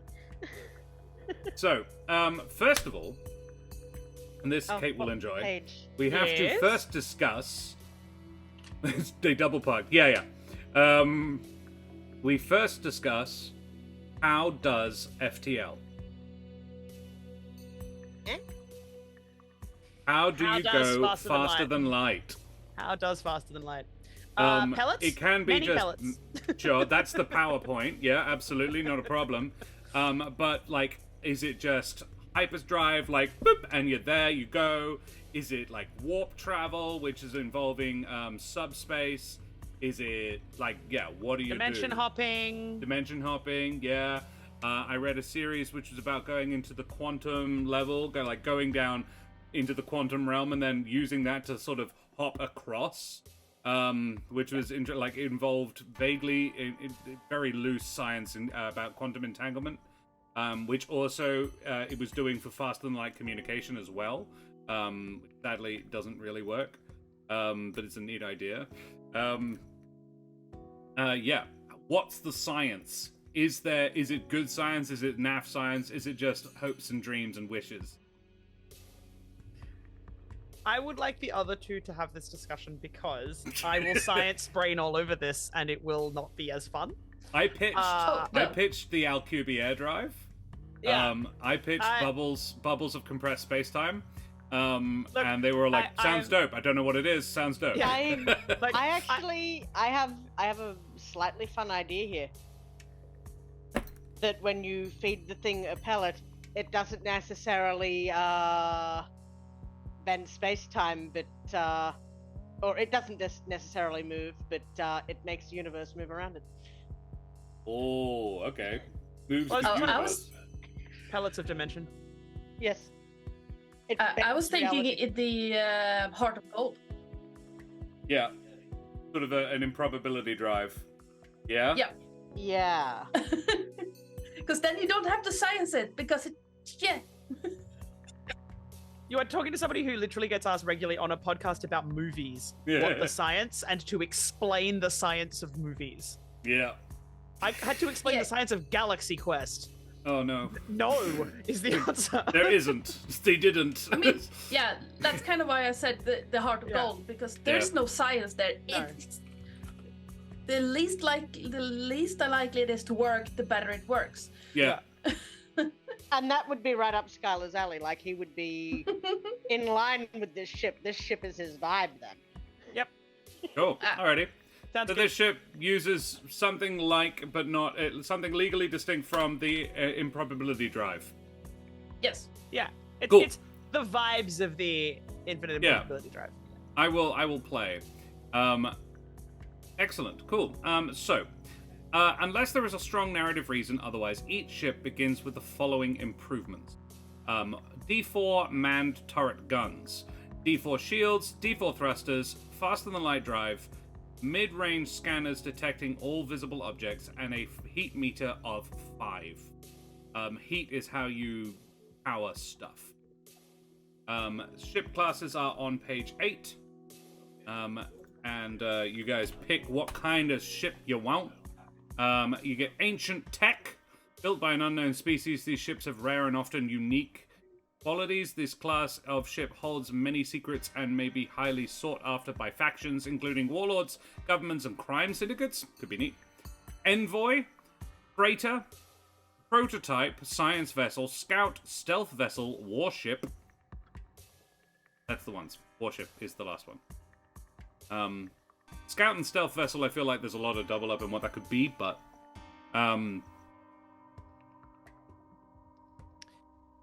what are we feeling? Prototypes, freighters, envoys, ancient tech. I mean, part of me says that the way we're trying to solve it for the botanists that are mad at us is that we have now got to do a science vessel thing for them to make them less mad at us, and therefore we have a science vessel. But Yeah. I'm also a scientist, so I am biased. I acknowledge my own bias in this experiment, but Yeah? we're also not super fighty, so there's a couple of them that strike me as less us. But Sciencey does track. Warship, not so much. Yeah, definitely. Stealth vessel could make a lot of sense. Scout could make a lot of sense, given that you are like, yeah, for a bunch of flyboys, wanderers, and dreamers. Scout makes a lot of sense. Yeah. Freighter super doesn't. I would say, sort of slow and cumbersome. Envoy could work as well. Possibly not, because you're all wanted for some reason. Yeah, you don't seem to have a particularly good rep, so maybe not Envoy. Built for luxury, these ships are typically decked out with the finest interiors for maximum comfort and style. The class of ship is that's often what Mum used and by... Dad gave me to make sure that I did come back in one piece. Ah. I don't know. I think there's lots that are fun on this list. It kind of depends on what you guys are feeling, vibes-wise. I just threw some stuff out there. It could I'd also be happy with most of these, honestly. Yeah? Ardanna, any thoughts? Any specific wants or needs? Things the other two don't seem to care? Or mind, I think, is probably... Don't seem I think to it's more mind. like, it's more, there's ones the ones that we sort of semi-eliminated, I'm like, that's kind of all I eliminate. Like, so, like, as I see it, there are like 4 different things we are looking at right now. So why not have chat decide? Ooh, okay. So the 4 ones we are looking for through are science vessel, scout, stealth vessel, and ancient tech. I was looking at the Envoy? ancient tech. Yes. Yeah, ancient tech being 1, science vessel being 2, scout being 3, and stealth vessel being 4. Yep. Tony just rolled at 2. Yep. Looks so like we're looking vessel. at science vessel. Okay. It works. I think that was the vibe we were looking at. Ancient tech matches the drive type. That's also true. But That is so does true. science vessel. yeah. There was It's someone... like a prototype. I mean, prototype matches the... That's what the Heart of Gold was a prototype. Yeah. There is someone using a hammer outside my house at 10:45 at night. People are great, aren't they? They're so good. Don't you live rural? Is it your husband? No, we have a rural property, but we don't live in it. Oh. Right. Your life is so complex, Terris. I don't know how... I can't keep track. Okay, so we are thinking science vessel with a prototype drive. Yeah. Love it. I will give each of you 3 improvement points to spend on the ship. And your improvements are on page 64. This is the ship sheet, which is kind of cool. And I will run the ship sheet itself when the actual game plays, but kind of neat to have it. So, armory, automatic laser cannons, cloaking device, and you can pool your points if you want to add more stuff. Cryostasis chamber, engine upgrade, enhanced scanners, escape pods, EVA craft, EVA suit, extravehicular activity for those who aren't English, food synth, greenhouse, holodeck, kind of neat, manned gun turrets. You already have a D4 one of those.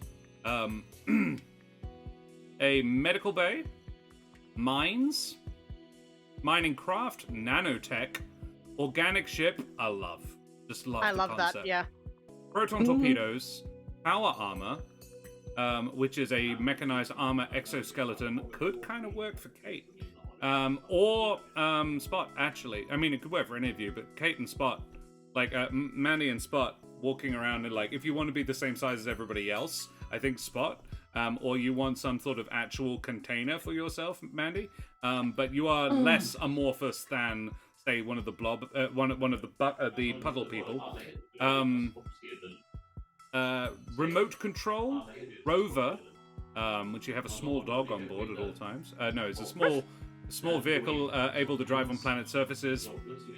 Self-destruct, and you're like, yeah, I mean, I could see a use for it, but sentient, you have an AI. 3 points gets you an advanced autopilot. Shields, smuggler holds, teleporters, thrusters. There may be more, but PDF reader is slow. There is no that's more. it. That is the last one. That's it. So you get shields, thrusters, and manned gun turrets anyway. And you also get some scanners. See, part of me wants a greenhouse because then I can eat every day and not worry about calcifying, and then we always have fuel. There is also food synth, but the greenhouse is cheaper. Yeah. Yeah. And given there's only 4 of us, 2 points in that rather than, and we're not increasing the heat meter, which is. I'm hearing I'm hearing a man's voice in the background, a deep man's voice in the background. Yeah, that's my partner. He's in a meeting. No worries, that's all good. Okay. My gut is like I would happily chuck, of the 3 points that I have, if it helps the rest of you, 2 points into greenhouse so that we have food. Enough food for the entire crew. And then I am fuel. You are the fuel. So, yeah, from that. Yeah. And then Oh yeah. Then organic ship is. Well, why don't you keep a point and I'll throw a point into organic ship. Hell yeah. So we have greenhouse by 2. +2. Because that covers all 4 of us for food. Yep. Organic ship, which I hecking love. And Terris, if you're selecting the organic ship, please describe this vessel. I think she's a giant flying manta ray. Hell yeah. Hell yeah. Does she move? Yes. Is there a lot of movement in it? So it's very... Yeah, she's got like the flowy wings and the flowy tail. And Hell yeah. She's super fast because of the thrusters and everything, but she's, very graceful. I love it. I love it even like more Mr. because... Ray from Finding Nemo? Yeah. Yes, but majestic. But majestic. Yeah. I would say Mr. Ray was pretty Mr. Ray's majestic. Yeah, he's a science Best teacher, for God's sake. ever. Yeah. And I say that as a teacher. Well, yeah. We have an organic ship and that has a greenhouse in it, which I enjoy. I also love that it eats Kate's poop. In that case, maybe it's like a sucking catfish. No, I think I like manta ray better. Yeah, I like the manta ray. Yeah. Manta ray. All right. Ardanna, any thoughts? There is one point, like I'm happy to donate a point if there's something that you want that's more expensive than. Yep. Yeah. Oh. Yeah, so I'm looking at like medical bay, obviously. Sure. Mm-hmm. Which is 2 points. Medi bay. Allows any species to be treated in the medical bay to heal as though it has regeneration and had spent a 180. Creatures treated this way do not need to spend any. Yeah, that's neat. I would argue that this is quite a big pay. Yeah. For a combat averse team that already has you on it. True. Like you can hug people better from minor injury anyway. That's true.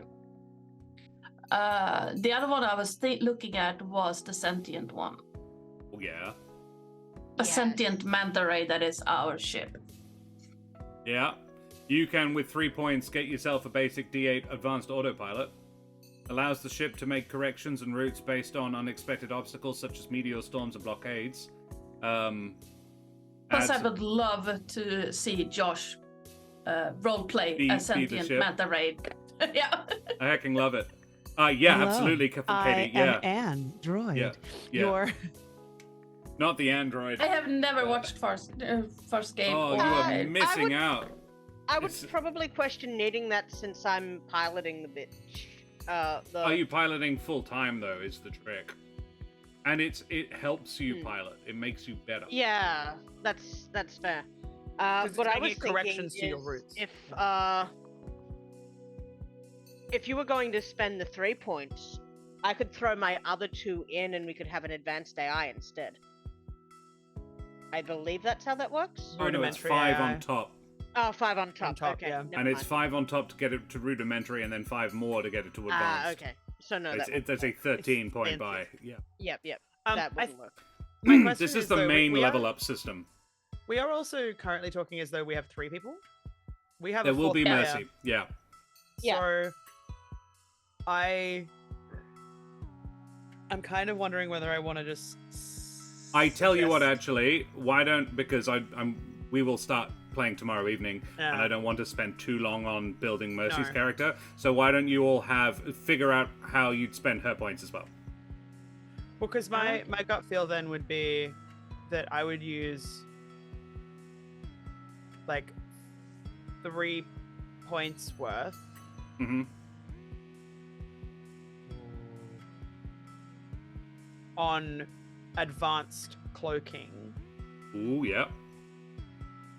because we can use the basic, and then like we have 2 extra, and then do 1 in an engine upgrade, so that because then Yes. that means because you activate it, you get 1 thing on the heat meter per hour, but we could have an hour's worth extra because we're increasing the engine by 1. Cool. Yeah.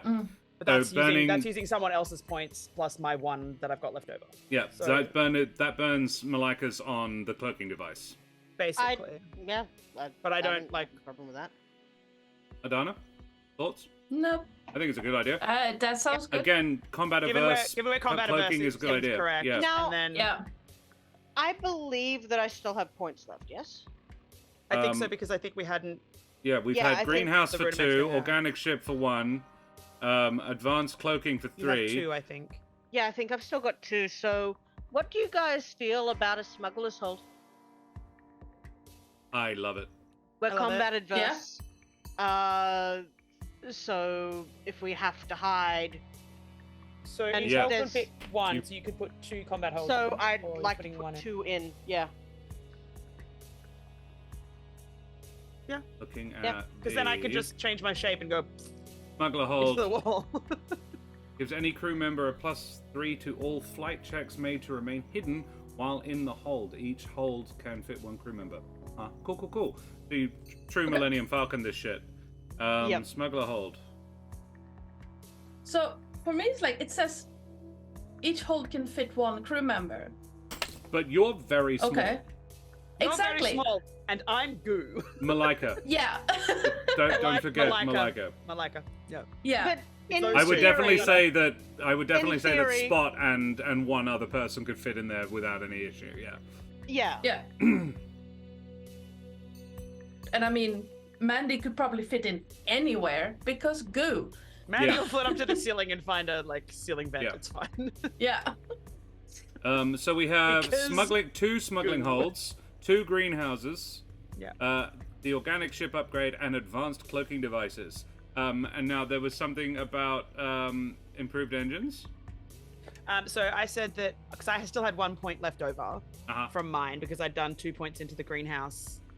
So 1 level of engine upgrade, which increases the slots in the ship's heat meter by 1. Yep. Because if we end up using the advanced part of the cloaking, then we'll want more heat sink. Anyway. Small town creepy, exactly. Cool. Add more heat meters. Small town creepy. Yeah. Cool. Exactly, yes. Hey, creepy. So, 2 points on the smuggler hold, 2 points on the greenhouses, 1 on the engine upgrade, which is 5, 3 on the advanced cloaking device, which brings it to 8. Organic ship makes it 9, which means there's 3 points left to spend between you. Is that? Sure. That doesn't sound right. Oh yeah, Ardanna had said something about sentient ship. Sentient ship. Yeah. Did Yes. you want to go on that? Yeah. The basic bitch Yeah. AI? Yeah. Basic. Yeah. Yeah, and Basically, yes. an advanced autopilot. Oh, do we get to name her? Well, this was the point. So, Ardanna, you're buying the advanced autopilot. You pick the name Excellent. because you're naming the autopilot. In this instance, it would be the name of the actual being that you're on. Okay. The meme addicted person in my head would like to call her Pancake because sexy pancake, but let's not. That could be a nickname. Panda? Panda? I mean, I kind of want to call it ray. I call it sunshine because it's a ray of sunshine. Oh, sunshine. And yes. we're walking on sunshine. Yes, sunshine it is. Sunshine it is. Sunshine. Got it. Walking on Punch, sunshine, punch, ray punch. of sunshine. Yep. Oh God. Sunshine. I love that. I think that's a great name for a ship. Look, what names are the thing I do well. That's it. Crispin, you Sorry, dags. Crispin, are you calling me a dag? I named my character after Ozymandias. Like, yes. Yeah, because ship AIs have never gone wrong when you. Yeah. Details. I just love the not a mental image, but yeah, imagining in my head. It's Sunshine saying, "I was like, I'm sorry, Mandy, I can't do that." All right, it's all adding up. Yeah, absolutely. Well, cool. We have our ship. We have Sunshine, who has some gun turrets, just like 4 of them. She has limited shields, but she does have like basic shields. She has basic thrusters, which gives you a slight boost to maneuvering anyway. D8 to checks to plan efficient, safe routes from this advanced autopilot, so she helps you pilot her. Also, that tracks with the thrusters as well. It's just her helping you be better at making her go where she wants. We are saying the ship is feminine pronouns. I've been saying she because ships are she. Ship? Yeah, I feel like that's just a traditional. I'm use of happy to fly in the face of it. No, just more in terms of like how we naturally will do that, so therefore it is a natural thing to do. And also, Sunshine just tracks as either NB or... Yeah, absolutely. Cool. Advanced autopilot, 2 smuggling holes, 2 greenhouses, and an organic ship upgrade, the advanced cloaking device, and the engine upgrade, which is hilariously almost exactly the same thing the group I played with did. It's because it makes the most sense. It's a really good vibe. It's for a pacifist run. This is the thing. Yeah. You get mid-range scanners and faster than light travel and a heat meter of 6, an upgraded heat meter. Guys, that's how we build a crew for Teens in Space. That's all the thing done.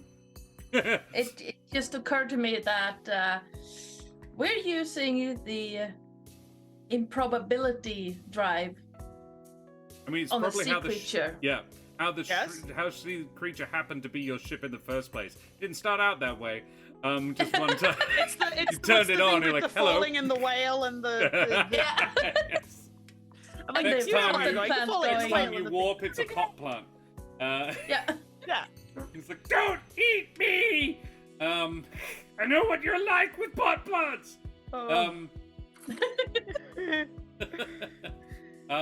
anyone who walks on the ship is going, what the hell happened here? Oh, improbability drive.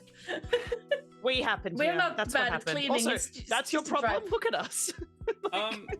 Being as the other two have done a little bit of the work on this one, Kate, what does it look like to walk around in this vessel? Oh no! Now my brain's gonna have an argument with itself. Hold on, because part of me's like gooey, squishy, Moby Dick. That's what we're doing. But if we're going in probability drive, I feel like whose is it? Hang on, hold on. Give me 35 seconds just to. I have a TARDIS in my head. I just need to work out which one it is. Oh, Tenants. I think you may be thinking of Tenants. No, it's Older. It's not that one. That's why I'm like, no. It's not the Okay. It's the one that looks vaguely biological. Hang on. I need to find. Oh, bad nerd brain. Bad nerd brain. No, we're not going Yeah, that. my nerd brain's like, Kate, you know this. My brain goes to the Tyranids from It's 40K, I've never which pilot bio ships, living ships. They are like space locusts. It's not necessarily very nice. It's Matt Smith's one. It's the one from a Madman's box. It's Hey. like orange. And okay. like, yeah, That's Smith TARDIS. I will put. Hang on, I will put an image in the Discord for you, Josh, because that's probably easier. Interior.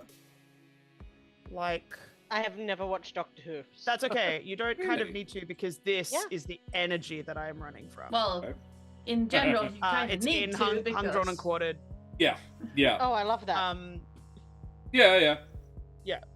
Oh, It's very Hello. similar to Tenants as well. Like there wasn't a massive change between those two, but yeah. No, but I was like, but it's not Tenant's one, and that's why I was like, no. Yeah, no, it's very, close, very but it's circular, not. very. Yeah, I totally get your vibe. So like, sort of, ridge supporting structures, very no straight lines. Yeah, all the sort of, and that sort of warm light that feels vaguely.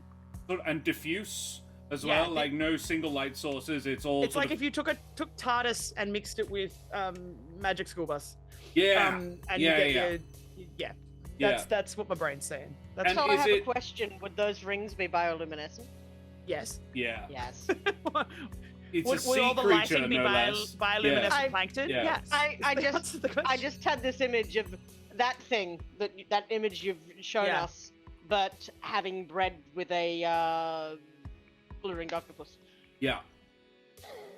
Is what's the overriding color scheme? I might throw that to a group decision because I feel like that's Yeah. I You've like just done that a lot sort of world building. Let's make it. Seeing as Terris decided on the outside description, Ardanna, what's the color scheme? I mean, I like the color scheme of 11's TARDIS, but I'm also a huge fan of cool colors, so... The blues and purples? Maybe if we swapped them, like that blue-green color as the main color and the orange as the Yeah. detailing. As point colors? Yes. Yeah. Like, yes. like that theme, Yes. but backwards. Yeah. Heck yeah. Cool. Absolutely. I mean, that could work. you're talking about sort of bioship. You don't even have Oh, to go. I like that. Isn't Yeah? it? Do you see the vibe? That's Yeah. what I was like. How do I brain Oh this? no! What Small Town Creepy said. What if the Yes. bioluminescence changes with mood? So when Yeah. She's sunshine having gets a bad angry. day. Yeah. Yeah, absolutely. and cool colors do make sense for space stealth. Agreed, Katie. Yeah. Cool. Sure. I'm really enjoying this vibe. How big is it? Like, yeah, what are we talking in terms of size? Are we talking like it's not Enterprise big, or is it like little runabout size, like four rooms and a galley, that sort of thing, or are we talking like? Well, it's big? big enough to have 2 greenhouses in it. So To throw I a think reference out it there, could is just it, be one really big greenhouse as well. I'm not insisting on 2. is it the Firefly? Like, is it the? Yeah. The, Are we that saying scale? Firefly big, which can like comfortably house half a dozen people? Serenity? Are we saying Serenity big, or are we saying Star Trek Runabout, which is really just like one, like a cockpit, a main room, and 2 little cabins? Or are we saying fucking Voyager, which could have a crew of 300 sort of thing? I'm thinking minus the mining payload, maybe Nostromo sized. Nostromo being the Okay, right. alien. So about twice the size of a Firefly class transport sort of situation. So yeah, of Serenity. Yeah. Because Yeah. we're a science vessel. We might be taking living samples of things from other The planets. large They need holds. places to be put. Yeah. Yep. The tulip size. I don't know. I'm unfamiliar with the tulip. So length. I'm thinking. I reckon it's probably quite a large ship given for the space the one that from it contains. Star Hunter. It's the trans-utopian cruise ship HSS, known affectionately as the Tulip. Ah.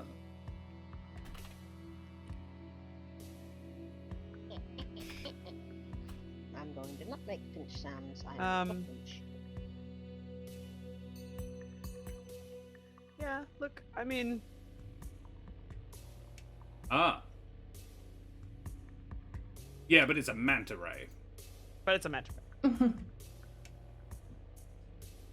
This is the important part: but it's a manta ray. But it's a Like, manta ray. Yeah. From Star Hunter. Yeah. There we go. Yeah. Okay, yeah, about that big, I would guess. That looks like about right.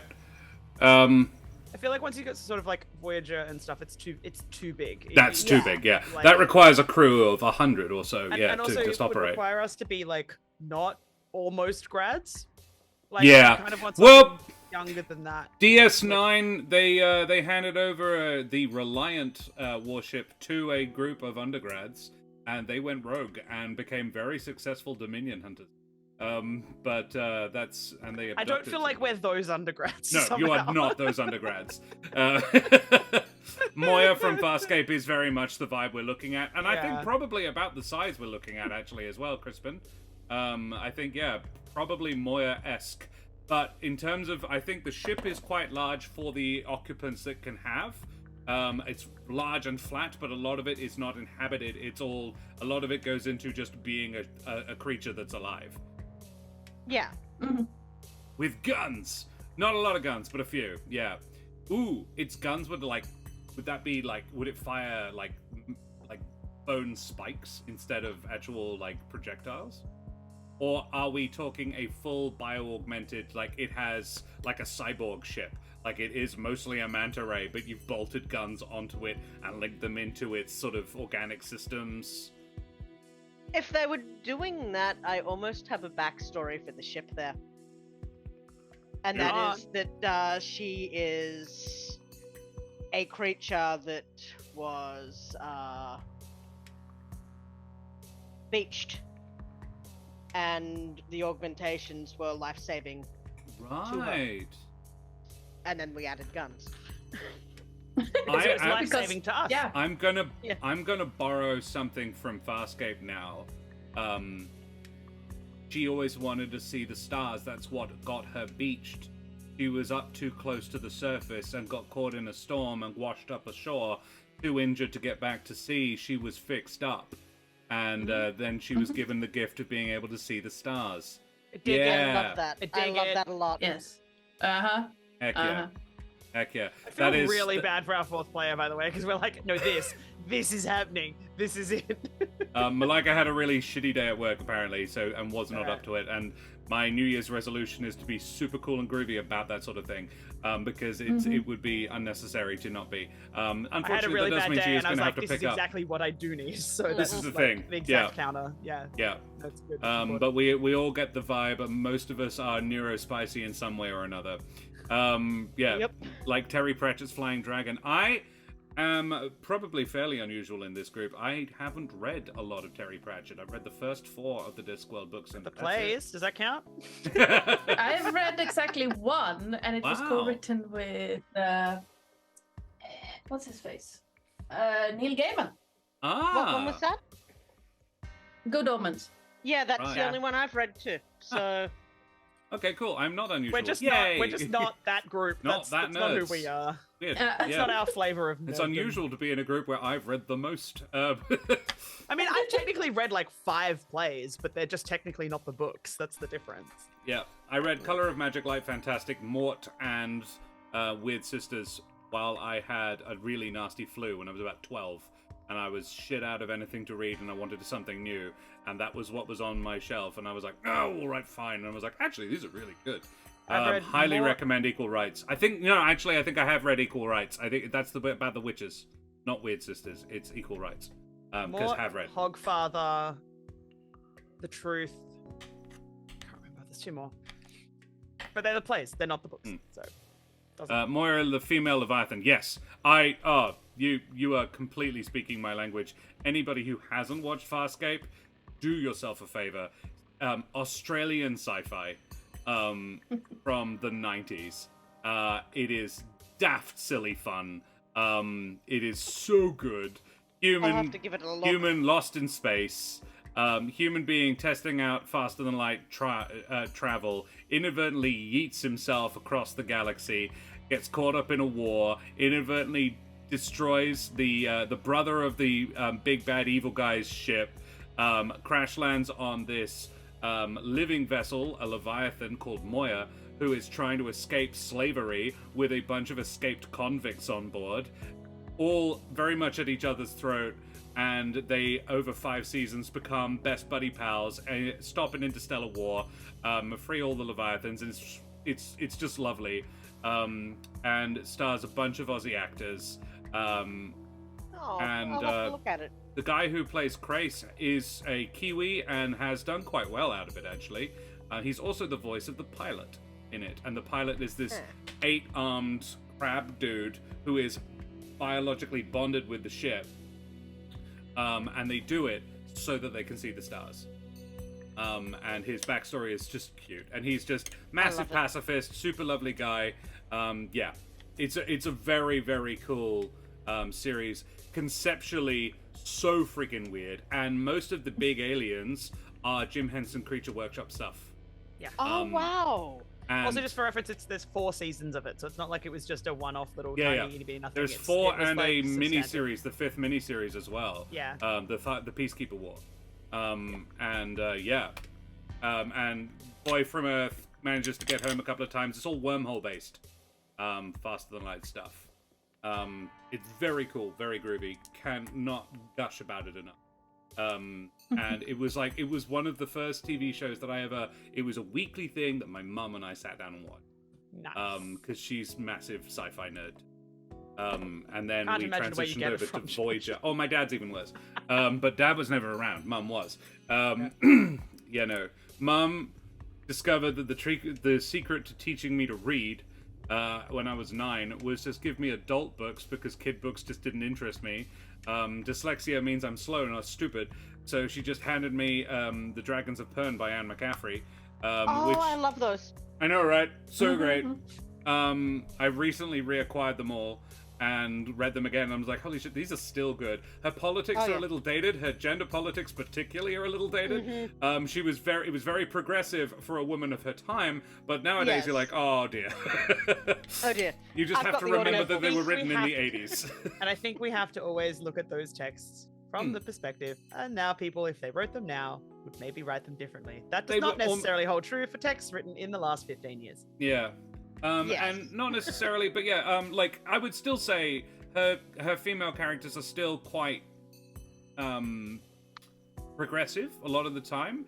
I just worry that specifically there are a few Harper little of passive Pern ones. series. Sorry?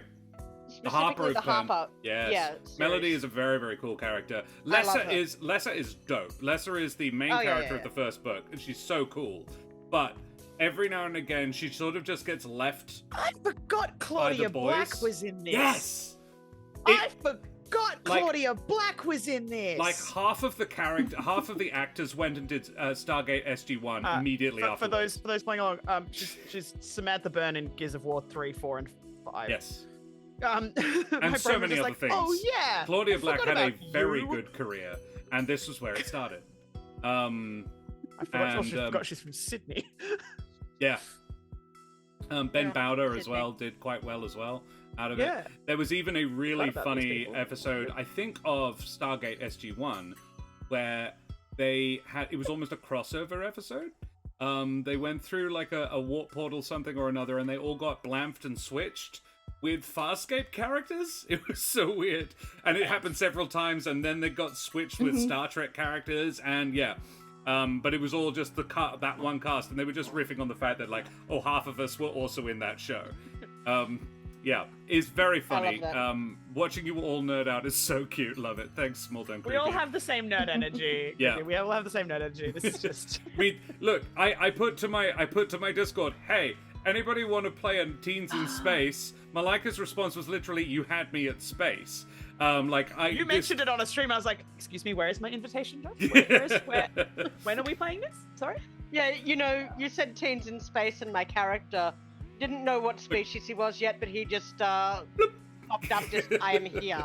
And I'm like, okay, stop talking in my head. We'll go. Well, I am super looking forward to tomorrow night's game. So this crew will be back tomorrow night, 7 p.m. AWST, which is GMT plus 8.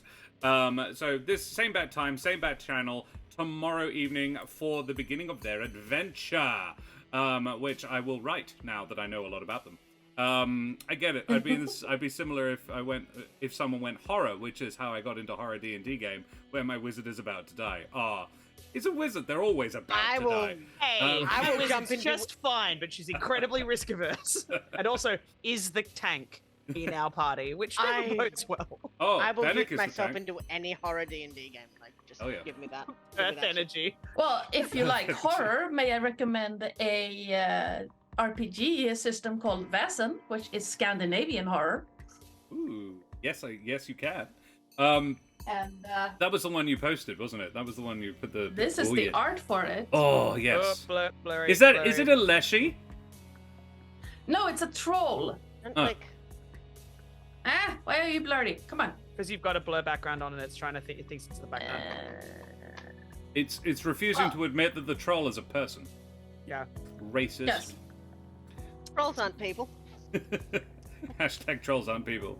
Trolls aren't people. Trolls are food. Yeah. Particularly for Mandy. Oh. Alrighty, guys. Well. Oh, there we go. Oh yeah, that's a troll.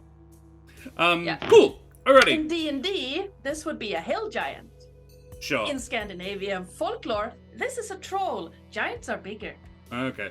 I think giants should be bigger than giants in D&D. Giants in D&D are titchy. The You first see, D&D there giant is- I ever had was a hill giant that was over 100 feet tall, because that's how big they should be. And it was an actual hill. And then it got up, and everyone's like, oh shit. Oh And dear. someone had taken giant as a language, and I was like, oh, I didn't know you could speak giant. Because it's a dead language. There's like 8 giants left in the whole world. Anyway, let's stop nerding. Trolls are food. Trolls are There we go. friends, not We food. can't stop nerding. That's who we are as people. Yeah, This true. is what This It's a troll. is a small giant. Oh, okay. I love like it. it. That's Yeah. That's a crow for scale. that's pretty. I'd say that's still not big enough. we do. No. That's a small giant. Okay. Well, we should go away from here now because we've been streaming for a gosh darn while. But guys, it's been excellent hanging out with you. Thank you so much for coming and playing, and building this really interesting group of characters. I am super psyched to get to see how what hijinks they get into, what tricks. Shenanigans. Shenanigans, the word. Shenanigans We would is the word. never. Spot what Think for yourself. things Spot get into. So we will What guys things tell Spot us gets into, what things Mandy turns into. Yeah. It'll be fine. what walls Skylar flies into or narrowly avoids flying into. So guys, tell me in no particular order. Actually, let's say an order because that'll help. Ardanna, who the absolute heck are you? I am Ardanna or Joe, or as Lilith pointed out at the start, sometimes I reply to Oi, you there. Wait, you're there. Yeah, depending on context. I am the channel runner and GM, primary GM over on the Lorite, and something of a mole in a interweaves whack-a-mole game, because I tend to pop up here and there. More or less invited. Splendid. Yeah, And that is me. tell us about the thing that Terris and I are doing with you Yes. Oh, on yes. Friday nights. Are you promoting it yet? I yes. don't know. Well, I am now that we Tell me actually have a about the schedule. fun thing. Tell me about the fun thing. I It's don't know the about reason fun we're thing. I not feel playing so next excluded. Wednesday. Because Yes. we'd all forgotten that we were in fact having our session 0 for that next Wednesday. So Yes. So, starting on April 14th, I will be GMing these two in a campaign of 7th Sea set in my homebrew, originally made for a novel writing, then became D&D, and now a system agnostic world. Yay. So is it still going to be in the islands where ruled by the vampires? That's the one. Mm-hmm. Excellent. Cool. Yes. Awesome. And who else is me and Terris, and is Jack joining? Jack will be guesting because he cool. couldn't commit to every other Friday. Yeah. Because he has one of those people who actually gets paid to do this thing, Isn't it fun? and he has a paid jealous. game on Fridays. Yeah. No, I know, right? It's I'm one of working those on it. things. Some of us have lives that do the life thing and they get in the way of the fun thing. I mean, Yeah. the sacrifice you made is that only recently did you become, like, well-paid enough to actually live nicely. So, you know, there is that. Yeah. Yes, splendid. That's exciting. Terris, speaking of people who are going to be playing with Ardanna on Friday evenings, who the heck are you? Hi, I am Sir Terris, your friendly neighborhood ferret, and much like Ardanna, I am a bit of a whack-a-mole. I pop up here and there and everywhere, all around the internet playing D&D. I do not have a home to call my own, but I do much. We've already established we're almost. we Yes. can't afford a home. Well, I do have a home to call my own You in can. the real verse, but on the internet verse, absolutely not. So yeah, you'll find me on Ardanna's channel, sometimes on Josh's channel, and other places. So Splendid. yeah, that's me. Kate, who the heck are you? Hello, I am Kate. I am O'Sullivan Kate on all of the things because I am not remotely imaginative when it comes to my own naming protocol. I play a couple TRPGs on the internet in various places, including Meeples and Dragons every other Saturday night, rather. Not this weekend because it's Easter, but the following weekend on the 15th, we are back. And then I am also on Dungeons and Doctorates, which is our little podcast of podcast things with new episodes every Thursday. But otherwise, you can usually find me lurking in a chat, trying to be positive, make the internet a nice place generally all around, and swinging a big mod sword at a bunch of bots that need to go the heck away. So that's me. Also, if you want to see a close-up picture of the chunk, it is now on my Twitter. And as I said, it's the same thing everywhere. Pretty. Splendid. And Mesdames et Messieurs, Damen und Herren, and beings of indeterminate gender and persuasion, I be Josh the Pirate. You can find me here on my channel, Corsair's Cove, which I run with my lovely lady wife, the mother of bunnies. But you knew that already, because you've done that. You've joined us already. Good on you. Keep doing it. Join us tomorrow night for more Teens in Space action. And then join us on Thursday night for the finale of our Dream Daddy Dad Dating Simulator adventures. Karen and I will be doing all of the final dates with all of the potential daddies. We've dated Matt all the way through, and now we want to find out what would have happened differently if we dated somebody else all the way through. The only one we can't do is Robert, because we got it wrong, and we shouldn't have fucked him on the first night, really, shouldn't we? That was we were generally a good choice. We were a Robert is the slap best storyline, though. Is it? I'm excited. Yeah. I've run a new game now. I started a new seed, so I actually can. And we'll swap over, and you get to see my own custom character. I made the most femme man I could. The hidden ending. Oh, Yes, the hidden ending is so good. You dropped that shit. And that's what we talk about in the after show. That's when we hang up and we go, sorry, what? Secret endings. What? Secret ending. What? Secret endings. So, well, actually, I don't want to know until I've played all the others and see if I maybe managed to acquire the secret ending. I doubt it, but I didn't. Okay. You won't. Oh, great. You won't. You won't. It's extremely specific. Okay. So. Yeah. I don't want to have to do a third run to acquire it. Never mind. You don't. You don't. You don't have to. Oh, good. All right. So, and then back on Monday night, the finale of Humblewood of Monsters and Magic. No, of Midnight and Madness. The other one, Monsters and Magic. That's why I was thinking of it. Starts up again next Thursday. With special guest Rhythm in the Mind. We're going to be doing a one-on-one DMV player Rhythm in the Mind special for that one, because a couple of other players can't make it. Lemon Squeeze Games, thank you for joining us. Hi, good to see you. Unfortunately, we're about to fuck off, but we do have a in case you raid. didn't know we were Australian. Yeah. Warning, we do swear here. I'm sorry, it's just who we are and what we do. Okay.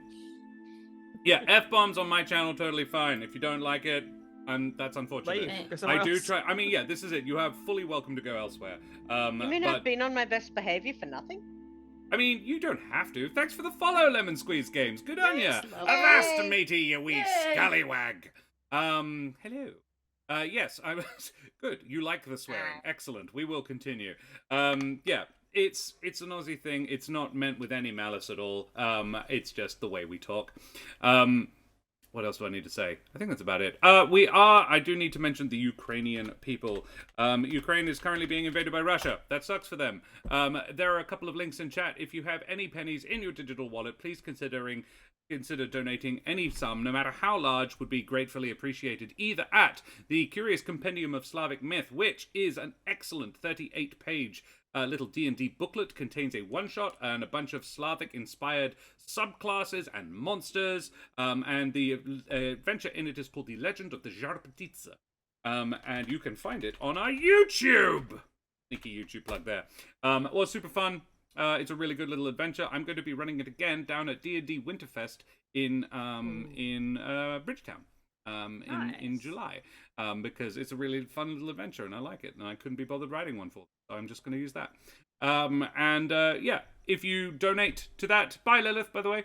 If you donate to that, you can donate as much as you like, and all proceeds from the sale of it go to the British Red Cross and their appeal for the Ukraine. And if you don't want a D&D booklet for some reason, you could just chuck some money into the Emergency Action Appeal, which is a bunch of Australian charities that have banded together to raise money for Ukrainian refugees, and that's bloody cool. Either way, thank you very much. And if you don't have any pennies in your digital wallet to donate, then bless your hearts anyway. Thank you so much for joining us. We have all the socials. They're there. We have the Discord. If you want to come hang out with us, you're very welcome. You can see all the memes. Jack is on the memes. He does a lot of the memeing channel. And the Hung, Drawn and Quartered is a pretty interesting place to come and hang out and vibe. Bye as well. Lemon Squeeze Games, we are going to drop a raid now. And we are going to drop a raid on, what do we think? Eldorian Tales or Nerds of the West? Guys, who do we think? Nerds of the West are a Perth-based board game enthusiast group. They are currently playing Assassin's Creed, which means that it's a Beck night. And so Beck's a lovely person. Or Eldorian Tales are, I believe, and I could be wrong here, Persian. And they are playing, or Iranian maybe. And they are playing D&D. And when we arrive, they normally switch to English for it. So it's at least 50-50 English and then non-English, which is a bit of a challenge to listen to. Check how far Beck is through her stream and whether she's gonna. She normally goes for at least another half hour. Yeah, they should be alright. They've only got a couple of people there. It'd be cool to like just dump a bunch of people. This is the thing. Eldorian Tales, because otherwise I drop some on AJ, but AJ's got people. AJ's got people. Yeah, that's my vibe. People. Half of us are dual watching that anyway. I mean, what are you saying, Kate? Well, I've been lurking in a couple of chats tonight and that's totally swinging fine. a mod sword around. Don't what do worry, you want? I am not offended. So what do we think? Eldorian Tales for more D&D? I don't mind. All right, let's what do you drop think, a Lemon raid. Squeeze, James? You're oohing. Yeah, who would you Lemon like us Squeeze. to- What's your jump on? vibe? Do you want D&D or do you want to watch Beck play Assassin's Creed Syndicate? do She's you very feel good like? at it. She's been basically running all the Assassin's Creeds in order for the last year or so. She does the Wednesday nights, and then on Saturday nights they D&D. Noted. Then we will go and raid the Eldorian Tales. They're lovely guys. Go check them out. Throw up your favorite raid emotes in chat when you get there. Show them the love. Tell them where you came from. Crisp and Crunch, make sure you throw up your Arthur Goose raid emote that you just got. The Goose raid is the fearsome honk. Don't mess with the honk or you get the bonk Goose raid. I miss Arthur. Yeah, we will see you hopefully same bat time, same bat channel here on Corsair's Cove tomorrow evening for more Teens Space. Guys, thank you so much for joining us. Say goodbye, everyone. Goodbye, buddy.